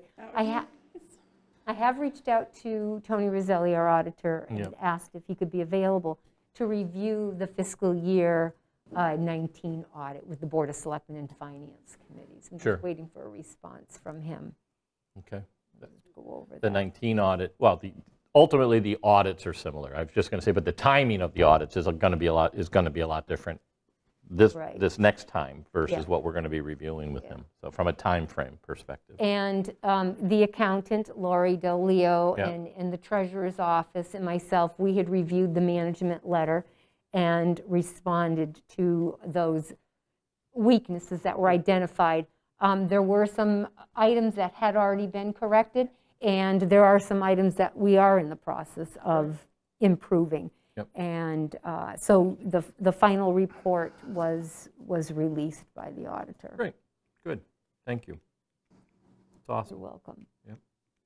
That's awesome because it's been a long road and it's great to finally see it get there. Yep. And it's been I just want to tell the town, it's been a lot of work by a lot of people. It hasn't been just like one person. It's been finance committee, it's been town hall staff, it's been everybody trying to keep working and plugging at this to get this finally where we almost there. So It's great. Next item, topic 7. The Council on Aging has requested to retire the 2011 van, Council on Aging van, and there is an interest from the South County Senior Center in South Deerfield, and I guess that's a shared Council on Aging service transportation. They currently don't have a vehicle, a van, and the Council on Aging, our Council on Aging director has recommended that we donate this van to South County Senior Center. I'm good with that. It's fine with me. So as with the I mean, we were prior fortunate to police receive a cruiser. donated Correct, van. correct. So Yeah. sort of returning the Paying favors it forward, somewhat. back, wherever. Okay. Yep. So we just need the Board of Selectmen to vote to declare the 2011 van as surplus property. So moved. What Marlene said. I'll make that I motion. mean, I think it's sort of nice that we're not like retiring it. Another Well, group is going to For be able to Hatfield, use it. right, Hatfield, right. right. Hatfield, Yeah. yeah, So, right. I mean, I'll make a motion, or you already made the motion to retire the van. Is the motion on, or? Yes. Yep. Okay, I'll second it then. Okay, a motion's been made and second. Any further discussion? I just have one question. Do we have to make any special provisions to dispose of it this way as opposed to going to surplus property? We still need to post on Combuys that we're disposing of it and that we will be donating it. Oh, okay. So we'll still post the, in-house with the town clerk Okay. and the treasurer's office. Okay. I think it's a great idea, so that was nice of Jerry Yeah. and the directors of the, And board not of Combuys, directors. central register. Central register. Yeah, I was going to Yeah. say. Central register. Okay, so all those in favor? Aye. Aye. Aye. Thank you. Next, I revisited some HR policies and, let's see, one of Skip them, special town meeting. oh, did I? Oh, I did, yes. That's why I stayed. I didn't know if you needed to be for that. Thank you. So, there are some potential, well, the easements that are required for the Route 5 project is the big Yep. big For the reason we pump need, house. yes, Yep. big reason we need to have a special town meeting. And as you know, we had talked about having a special town meeting in the fall to perhaps consider some capital projects. I know that there are some budgets that need additional funds. However, the Finance Committee, or town meeting approved appropriating a large sum of money for the Yes, into the reserve fund. So we could correct. Yep. transfer that money to those departments at the end of the year, or on a as-needed basis, Yep. they submit a request to the Finance Committee. Right. So it's entirely, the Board of Selectmen's call what you'd like to put on that town meeting warrant. Well, I think we popped out a couple of less than urgent type of articles from the spring as well that we Yes. just said. We tabled one. I think we were. Changing the took Board a of couple off, Selectmen. the Right, but name. that still won't be able to go because there were supposed to be zoning board or planning board hearings about it. Right. I would. That's why that got tabled. I would love to hear why anything in the past has got to change. You know what I mean? There should be like a breaking point. If you change the name of something, you don't go back and change it to the new name. You should keep it as it was, the Board of Selectmen, and then I'm making up a date, January 1st, you change it to everything from January 1st forward is Select Board. Why do you have to go back and call something a Select Board when the Selectmen voted on it previously? Because that's what they were. They were the Well, Selectmen. this is in the bylaws. No bylaws. It's in the, I mean, the bylaws are a living document. to the The board. zoning bylaws and the Yeah. current bylaws, so Right. to be able to do that, I mean, It's amending the zone, the town yeah, I bylaws find and that- the zoning bylaws. I mean, whatever. it doesn't amend the content of them. It's so silly to have to go through hearings and Yeah. everything for That's it. my point. I But feel like we should be able to just,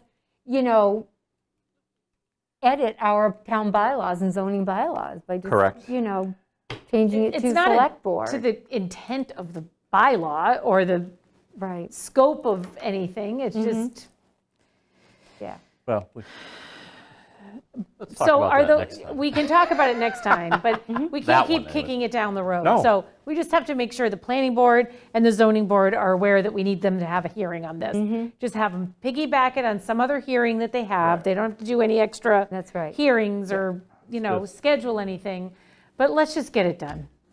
Okay, the question then also becomes, do we do the same thing we did for the last meeting? Are we under COVID-19 rules? Can we vote in to have less people in case a lot of people don't come? Do we have it at the pavilion again? Do we follow the same process, et cetera, et cetera? Yeah, I'm looking into that. I would think so. Ed, I Well, was so did they, I mean, the actually- state would have had to extend that because we were under a deadline to Correct. have the town meeting That's with the right. altered quorum. Right. So I'm yeah, wondering I'm if they extended it Researching that, for, looking for information. Yeah, because I This think it is was special, through. so. and it might be difficult to have it at the Well, pavilion I was if thinking it's about that outside, depending on the temperature. cold and dark. Yeah, that's right. There Well, won't be any mosquitoes. We went earlier last time, right? We went a little bit earlier than. Yeah, but still, even earlier at that time Yeah, of year is it's- going to be dark. So Yeah. maybe we'd have to think about a We Saturday. changed the time. I Go with think the it's moderator and see what he November wants to do. 1st or Yep. 2nd. You don't have to worry about bugs. Again, I was Wear a I ski was jacket. thinking we could have done it inside. In the gym with, I mean, if you think about what the social distancing guidelines are, and if you reduce the size of the quorum, we have the whole gym. So I still say there's a way to make it Well, I happen think, inside. and I think the COVID queen would say that, in fact, if you have a mask on, you can be within 6 feet of each other. Correct. That, Yeah. again, here we are so many months later. We had to do that for June. We had to make the decision in May. Right, Fast forward 4 months, and the state, the country has a better handle on really what is and isn't safe for people to do. So if you have a mask on, I mean, we're all sitting here with a mask on. I agree. It could be indoors. Could be In my It almost will opinion. have And to you be could still indoors spread. because I of mean, the you could weather. still load it with chairs, and people can still keep a couple chairs between them if they want. But yeah, absolutely. Spread out. I mean, otherwise, if you do it during the week, you're going to have to do it real early because of the darkness, or you're going to have to look to doing it on a Saturday or Sunday. I mean, if you want to do it outdoors, that, in my opinion. agreed. But I think we should maybe get some clarification, because I did see in the paper yesterday or today maybe that there were some towns getting ready to do some town meetings in September. So there must be some sort of guideline out there already. Plus, legal has to review everything too, so we have to have time for Yeah. legal to look at anything that we want. Well, and particularly easements. Yeah, I mean, are we thinking that those will be taken up? I mean, we'd have to take They them up. have yeah, to. that's So- the Yeah, plan. we have. I mean, by the time, if we don't even have the information yet, then everything has to be put together. It has to be, approved by the property owners and negotiated with the property owners. And that, I mean, I've worked on this before. Process, It's a process. We're not is. having this town meeting anytime soon. Right. It would be probably very late October. Yep. And by then, hopefully, we would actually have a free cash number if, in fact, we need to do something with funding. So, Yeah, so- but I think we should But shoot we for need end of to keep October. And end of October, yeah. but keep plugging along. Yep, And if the planning board and zoning board are having any kind of hearings in the meantime, because I would think this is a fairly simple vote, then we can get that off the to-do list as well. Okay. Maybe Marlene, if you could, when you have a chance to have the conversation with Lydia of exactly what she needs. Dates, Or, yeah. what the wording is, the whole bit, and who needs to do it, Thank you. Okay. All right, so we are moving on to topic 9 now, human resource policy reviews. I've included section 21.4, town vehicles, and that is, the page is referenced as page 31 of the HR policy handbook. All of this is what exists today unless it's in red. Correct, that is Are correct. we only talking about the changes, or are we talking about the policy as a whole? So the town vehicles, town property and equipment, town vehicles, that policy had been already reviewed previously by the board. Okay. And approved. If you look at the page 37, that was Okay. section 20, well, that's section. Can I just 23 backtrack revised. here? I'm just curious where, Oh, I'm sorry, it's a different. on page Page. 32, up at the very top, number 2, it says municipal vehicles, and this is not what we're taking up tonight, but I reviewed this and I had a question. Municipal vehicles will not be used to transport any individual that is not directly or indirectly related to municipal business. What about the COA van? I mean, is that, it transports people Transporting- who are not directly related to municipal business? It's a, well, it's a service that our Council on Aging provides to the seniors. Okay. I mean, I read it that, True, but I hear what you're saying. Yeah, That okay. The townspeople aren't getting a lift to this grocery store as municipal business. well, that's what I'm saying. It's not, They're not. there maybe should be some language in there. Just that cleans it up a little bit. Acknowledging the transport of people with Council on Aging. I think we understand the initial intent. which Right. was- I do, it's And just if you not read the really next clear. sentence, it does somewhat restrict those Yeah, people. If It's- you it- read that, passengers So shall we be can- limited to town employees and individuals who are directly associated with town Right. work activity. yeah, so that yeah. doesn't allow for passengers. Right. So it might just need some extra language in there. Yeah, we'll do Yeah. that.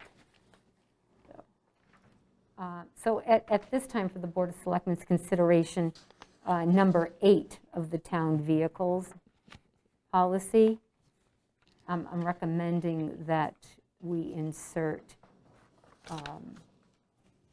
that section pursuant to section 23, smoke-free workplace policy prohibits smoking in town-owned vehicles. Is that customarily in town policies? Is that?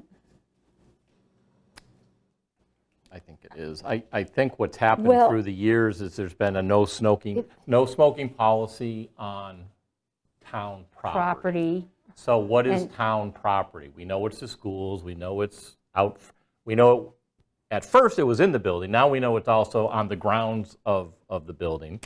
And so I think it's just sort of tightening it a little bit to indicate that a town vehicle is in fact part of, town property. That's how I interpret it. yeah.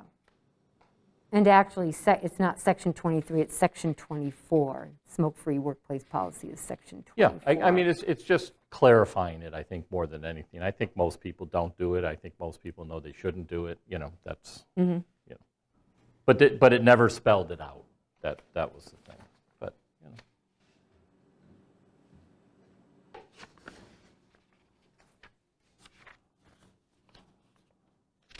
And then you've got number. Right, so that was never there before. Right.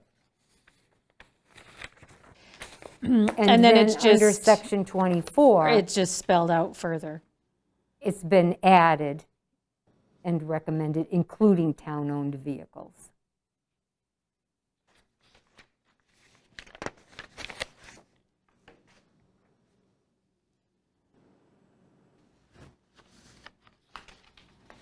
Okay. And the Board of Selectmen has No had, record, sorry. oh, that's not new, I'm I was sorry. going to say that, yeah, we did that That already, did we not? you did. Okay, So all right. the HR policy, any changes that have been made are in red still. go Gotcha, through it, that makes yeah. sense, because we're ultimately going to Just- do it all as a big, That's right, a whole. that's right. Okay. So just where the comments are on the right-hand Got it. side Yep. is what's being recommended at this time. Okay. And so Marlene, that would, the very first page up in the top, that's the same, the red, we already took care of that? Disregard that, Okay. that's true. Gotcha, okay. Kind of what's in pink is what's changing. Yes. All right. I'm sorry, you did ask what's in red, and I said yes, and I didn't realize that those other sections that They're appear red. on those pages. The other shade of red. Yeah. Yeah. Other shade of red. And then I have also submitted for the board's review consideration is a temporary work location policy. We have had conversations about that we should add some language to the HR policy that allows employees to work remotely. Probably a When worthwhile. necessary. I was just going to say, well, given the world we live in, that might not be a bad idea. I mean, I think that there should be some language about under what Yeah. well, I mean, that I think there should be some type of designation that maybe the Board of Selectmen says during this whatever, right? Pandemic, Whatever is occurring at that time. long duration snowstorm, I mean, whatever it might be, that we can invoke something like this. So in other words, it has to be a designated event. Or, in other words, I don't want it to just be open-ended, that, I mean, it says the temporary policy will allow certain employees to work from home. But it doesn't say, like, I don't want this to be viewed as everybody can work from home as long as the department head says it's okay. It has to be extenuating circumstances. It does sort of have department heads shall coordinate with the Board of Selectmen on implementation of their telework plan. Right, And so before that sort of ties implementing it, into what before you're saying in a allowing way, it, right? the department head should Well, be Right. recommended. I mean, it seems to me it should be up at the top. yeah, well, and I would, honestly, I agree, Ed, but I think I would interpret that sentence is that a department head comes to the Board of Selectmen and says, this is how my work group would function if they're working from home.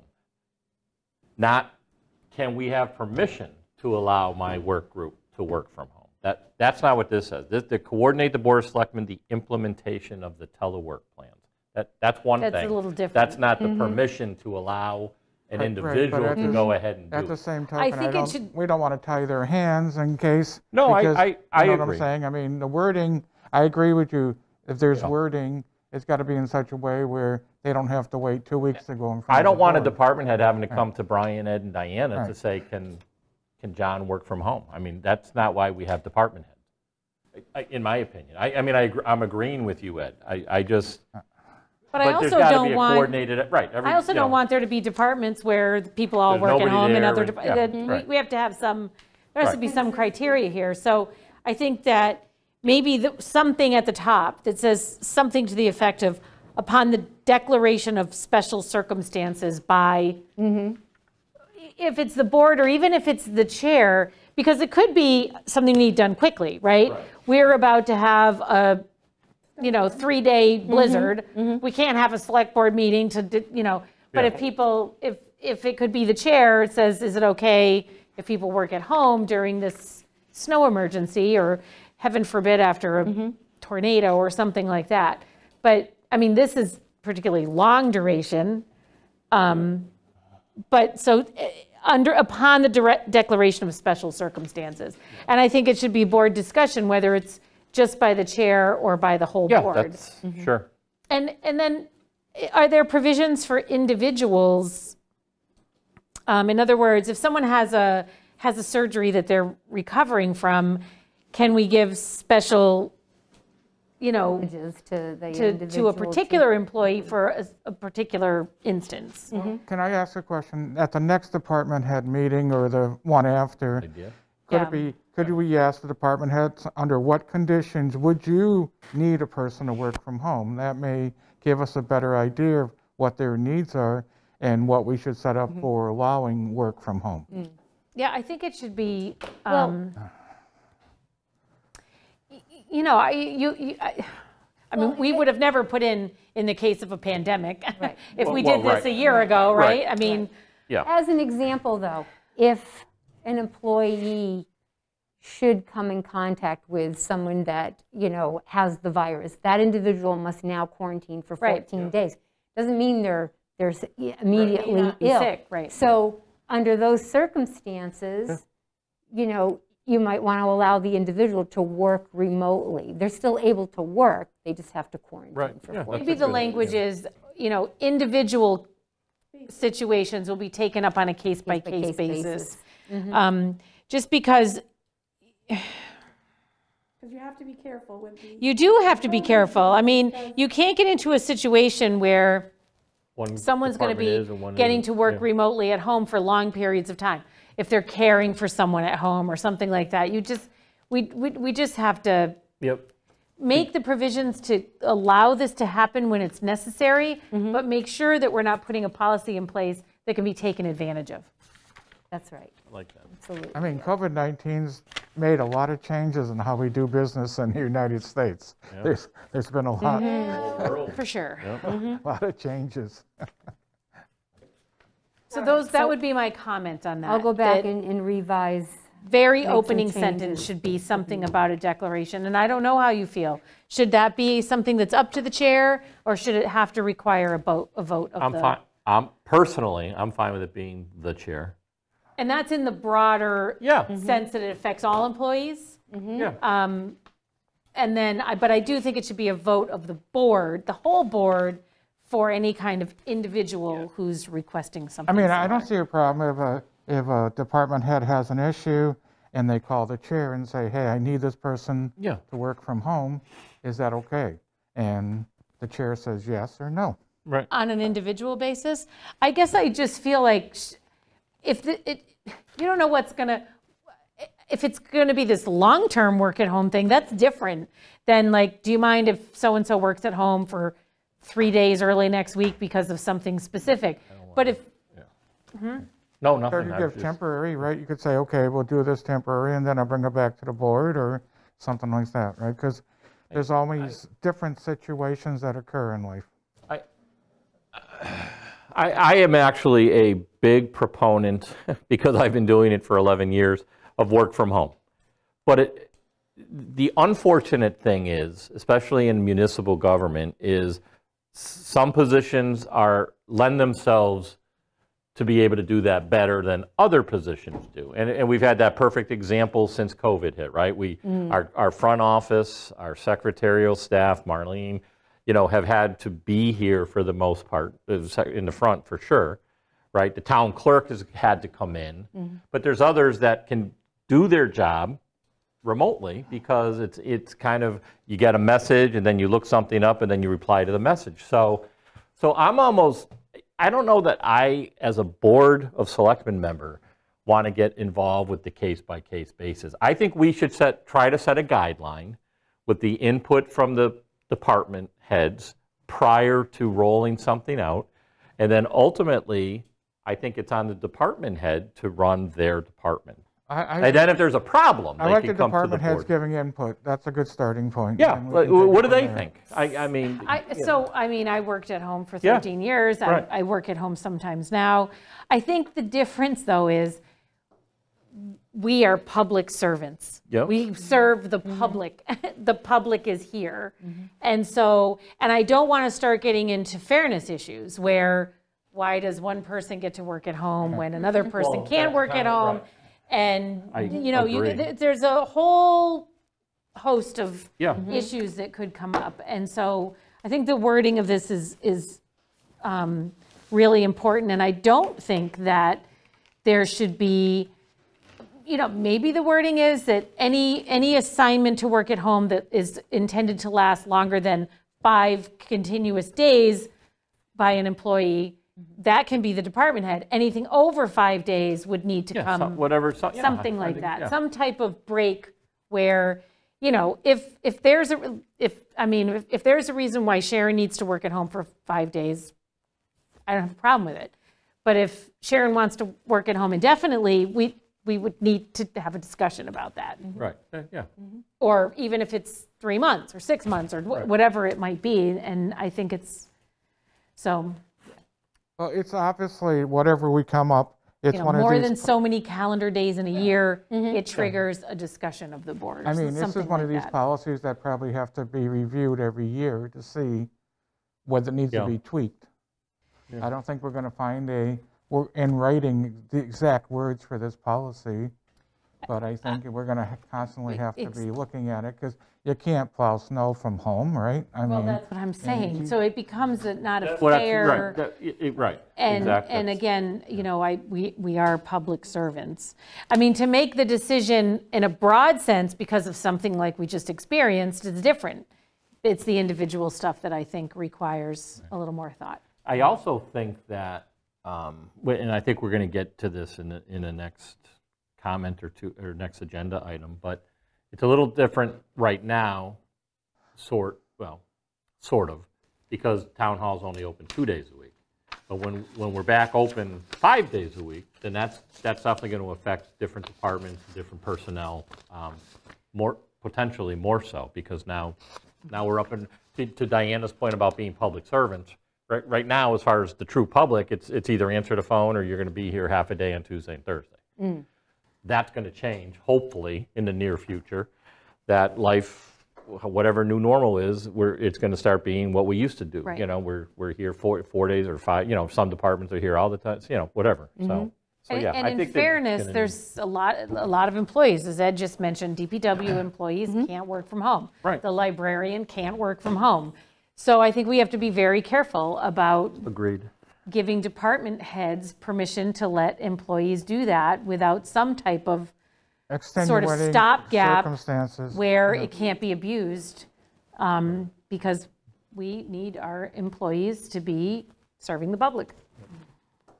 But I do think also there is a time and place for working from home. Of course. I mean, it does occur. Yep.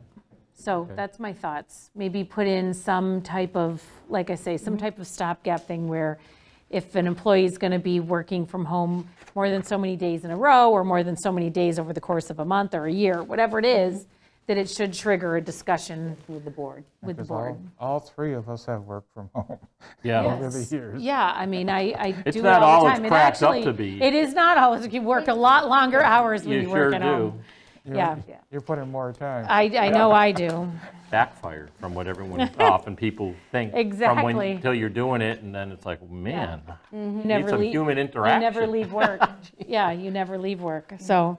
All right, I'm going to make so you'll review that, Marlene? Yes, I'll revisit that and bring that back to the board. All right, I was going to make a motion to accept or approve the changes to section 21.4 regarding town vehicles and section 24 about the smoke-free workplace as presented. Yeah, I'll second that. Okay. Okay, there's a motion made and second. Any further discussion? No. No thanks. I have none, so all those in favor? Aye. Aye. Okay, thank you. Thank you, Sharon, if you're leaving. No, thank you. No. Thanks, Sharon. No, there's nothing in here for her. Okay. You grabbed your pay, okay, you got it. Yep. Oh, I have it. Do you want it?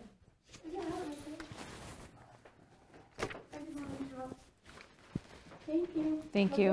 We're loosey-goosey here Good in night. Hatfield. Thanks, Sharon. All right, topic 10, status of town hall renovations project. We've all been waiting very patiently for the fire pump upgrades, parts, I should say, upgraded parts to be installed, and that was completed last week. However, this week, the electrician is to be on site to do the wiring. I am not aware that the electrician was on site today. So wiring is to be done this week and a test of the fire pump.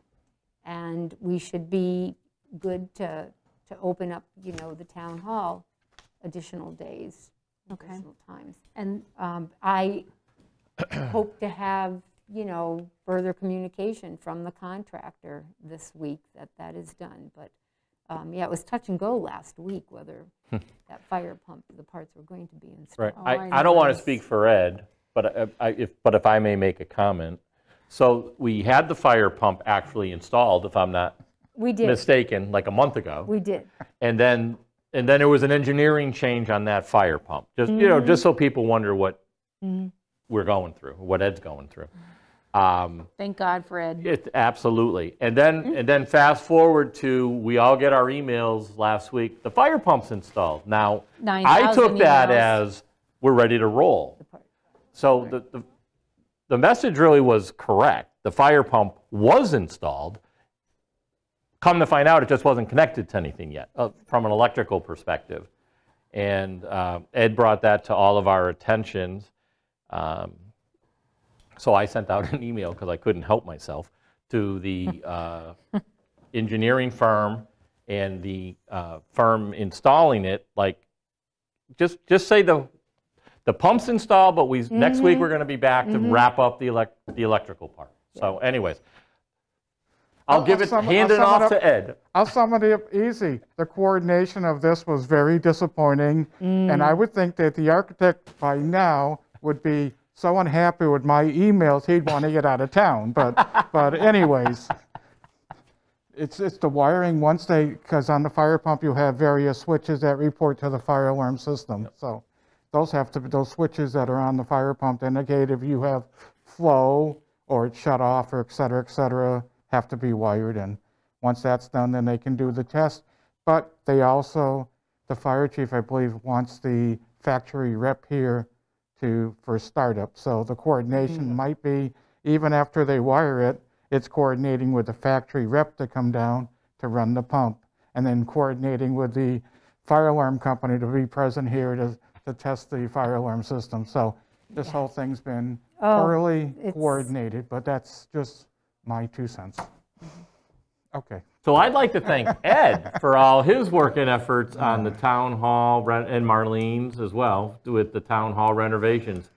Yeah, and until that fire pump is up and wired and working and proven and signed off on, we cannot open town hall for any more time than we currently do. So while this started out in the beginning to be mostly COVID related when we were easing back into it, ultimately we've got to stay in this mode until that fire pump is up and running and signed off on. Because it's a fire hazard and we can only have so many people here at a time.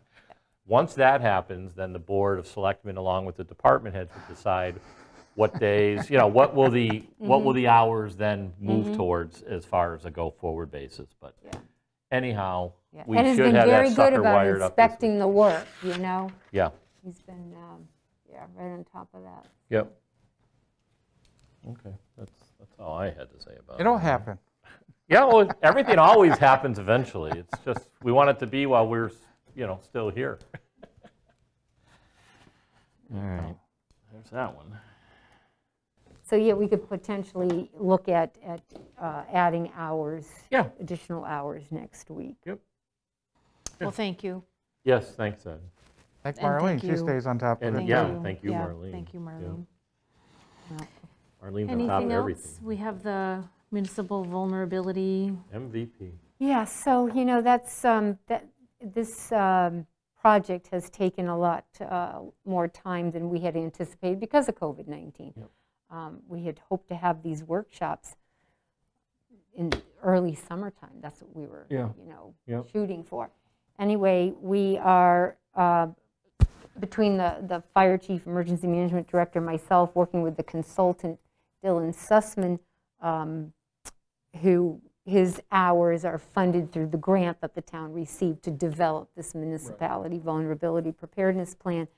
And we've reached out to many town officials, employees, businesses, other state officials, our state Yep. rep and state, what is it, Joe Comerford, Senator Comerford. All of a sudden I was like, "They'll come to me, Senator." So we're looking at a few dates, 2 dates in October 19th and 26th, and November 2nd to hold those workshops, and they will be held via the web. So I just, wanted to update the Board of Selectmen that, this is not forgotten. Are those definite dates, or Those are definite dates. the 19th and 26th? 19th Are and we, 26th should we in go to November. that? Well, they're going to be held, they're going to be virtual. Well, but I mean, should we attend them virtually? I believe, Diana, you have responded to it. Well, I? the survey. I think Ed and I survey. would like to thank So- you, Diana, for, So initially, But it's not on my calendar. I'm usually really good about well, that. initially, there was an email sent out quite a few weeks you're ago. right, I remember that too. I don't know Asking, that. encouraging everyone to participate in these workshops, but we were asking people to complete a survey, so we had an idea as to what days. Oh, of okay, so I responded to Daytime, that. nighttime, I Okay. believe that's what you had responded to. So I will be I've already sent out a group email, I'll be sending out another email. The group the recent email I sent out to people that I'm encouraging them to sign up and Great. get involved. So what are the actual dates? So and the times? actual dates are October 19th, 26th. No, and- but what time on the 19th? Oh, I'm sorry, 6 to 8. From 6 to 8. 2 hours, okay. Yeah, well, hopefully we won't Schedule need the full selectmen 2 meeting, I think. hours. Day of the week is And on the 26th, Yes. it's a Monday night. Thank you. Mondays worked best. And for the Monday night it's majority the of same? people. Yes, 6 to 8? yes. But you don't have to go to both, do you? Are they repeats, or are they 3 separate There's kind of? 3 All separate right. workshops. Oh, 3, so I have 2, the 19th, the 26th, Right, and, there's November 2nd, 3 workshops November to 2nd. accomplish what we need to do. oh, Yes. night before the big Agreed. day. okay. So we should attend all 3, Yes. if possible. That's what we ask. We're asking everybody to attend those 3 workshops. For boards and committees, if the person that's representing the board or committee can't meet a particular day, then maybe somebody else, they can designate another member from that board or committee to attend. Could I ask a question? Seriously? So, and maybe you don't know the answer yet. So it's the workshop. So someone's going to lead whoever has joined the meeting in what? I mean, what's the workshop? To do what? I mean, I know we're trying to put a plan together, of course. Yeah. But, I mean, what's there to? So we want to How do they hear. need 6 hours of I know. going It over just stuff? seems like- It seems like Well, overkill. These to are me. these That's- are guidelines established by the state. Okay. You're required to hold. And every city or town may have a lot more, a lot more things to take into consideration, So with right? those meetings Okay. won't necessarily last that long. I hope not, but the guidelines do establish the number I of know, hours. I understand, but like, what are we talking about? Yeah. I mean, Well, for you've already Hat- done a lot of this work right. for us. So for Hatfield, no, we really haven't. What you've identified, you and Right. Bob have identified potential issues, Yeah, right? Our hazard mitigation Yes. plan Yeah. that we have had in place will Yeah. be very helpful because it identifies Yeah, we already, areas yeah. in town, but as you know, the Connecticut River. So climate control, as we know, is changing. So we want to hear from farmers, how could it impact your farming, your farming operation? Other businesses in town, such as CNS, Brockway, what is, So will we're that just affect listening and gathering transportation? information We're from. gathering, it's putting thoughts and ideas together, as a group, a team of people who, even your DPW director, your fire chief, with the knowledge that they have, the Yep. layout of the land in Hatfield, and what is vulnerable to climate change. And how do we prepare? How do we prepare for Potential, whatever. potential impacts? So you're expecting a bunch of residents to be able to, I mean, Not just residents. I mean, but these are, we're not, nobody How about a invited to survey? this is, I know, So we have experts in any, I mean, We have representatives from the Conservation Commission, Planning Board, Ag Committee. Shouldn't those boards be sent, I am not trying to be argumentative at all, Marlene, I'm sorry for interrupting you. Shouldn't there be some sort of and maybe there will be, a preliminary, This is all preliminary. shouldn't there be a preliminary survey type thing sent out to the Board of Selectmen, the planning, like whoever this person is that's running these, they're going to take all that information that night and just keep replaying the video? Or can they have some of these things in advance and then they already know they can have researched the answer to the question, or they can say, okay, we heard from Chief Flaherty. These are his 3 concerns regarding if the Connecticut River, if the dike were to burst or whatever, here's what we see from a town side as being a flood hazard, or, I'm just wondering if there can't be some preliminary work. just a bunch of lay people trying to, it I just don't know doesn't, squat, I don't even right? know. Well, I don't have it with me, but Okay. I'll Okay. have it, be more prepared for the next meeting. That's okay. But of course, this was initiative from the Yeah. governor's office, and it, It's important, sort of don't get me gives wrong, that- I just don't know if there's lays not a the better way of groundwork doing for the it. purpose of this. Right, that's all. I don't mean to sound like it's not important and that I don't support it, it just seems that there might be a better way to kick, not for you, for it to be kicked off to gain or garner some information about Hatfield in particular. I mean, To it seems send to like them. the town would identify its vulnerabilities, then it'd be up to people with a lot more expertise in all of this. How do you That mitigate it? That should be what the or- grant funds go to pay Right. people with these, I Well, mean, the funds are to compensate the consultant that's working with the town. Right. We've also reached out to so the does the engineers. consultant ultimately put the plan together? He develops that plan with the town. And so this is He's just to give cool. input so he understands more the lay of the land here. Yeah, absolutely. Okay. So it's not for us to talk about how we mitigate climate control. No, Okay. no. I'd love to see a set of, and then I'll let it go. I think it would be helpful, at least for me personally, if there's actually a list of what the workshop questions are, at least for the first night, to get a feel for what are you looking for? Yeah, because That's all. it might also help attract the right people to the Yes. meeting. So, okay. Well, we have a very long spreadsheet, Excel spreadsheet, I think every board and committee, many of the businesses in town have been contacted, not all the businesses, particularly, the farming operators, and Helena, CNS, Brockway, Agritech. By this Agritech. consultant? Yeah. Has reached out to they're them? Yeah, so we had This to put isn't on together you. a contact sheet. This isn't on you, is it, to do? That's why we have the consultant. Well, the consultant Who sent in the is- letters to all the businesses?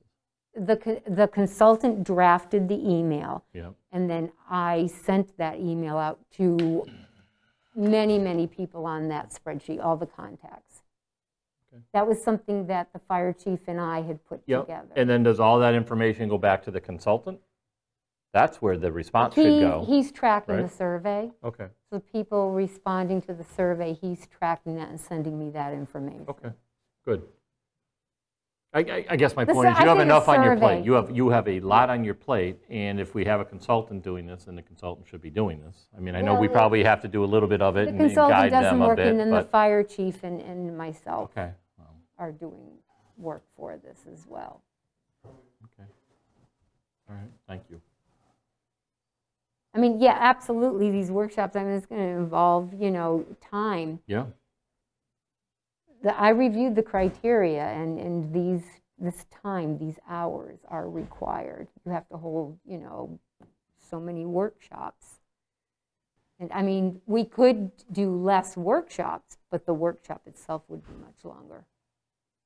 And I told him I don't. Yeah, basically. It'd be difficult for people. Basically to do what it that. is it's saying we need 6 hours worth of workshops. Whether you do 2 nights of 3, 1 night of 6, whatever. That's kind of the guideline. Right. Not to say it couldn't wrap up a little bit sooner if, depending on how the flow goes and who's on the calls and all of that. But For example, when we met with the fire chief and the deputy chief to go over the coop, It seems like a lot of the same discussions, right? Well, that's Those kind of- have to be in place for this Okay. preparedness plan as well. Okay, That's something they're working on, or they did work on. okay. Okay, thank you, Marlene. So that's all I have. Ed, anything else? No, our timelines, we just got to get October meeting. That's what's pressing right now, right, for us? Special town meeting, The special town meeting? Yeah. very much so. All right. Scheduled for the 20th. Just So- muttering under my breath. I'll make a motion to adjourn. I'll second that. Motion made and seconded to adjourn. Any discussion? All those in favor? Aye. Thank you, John Novak, and Thank thank you, you, John. townspeople, and Thank you, Marlene John. and Key.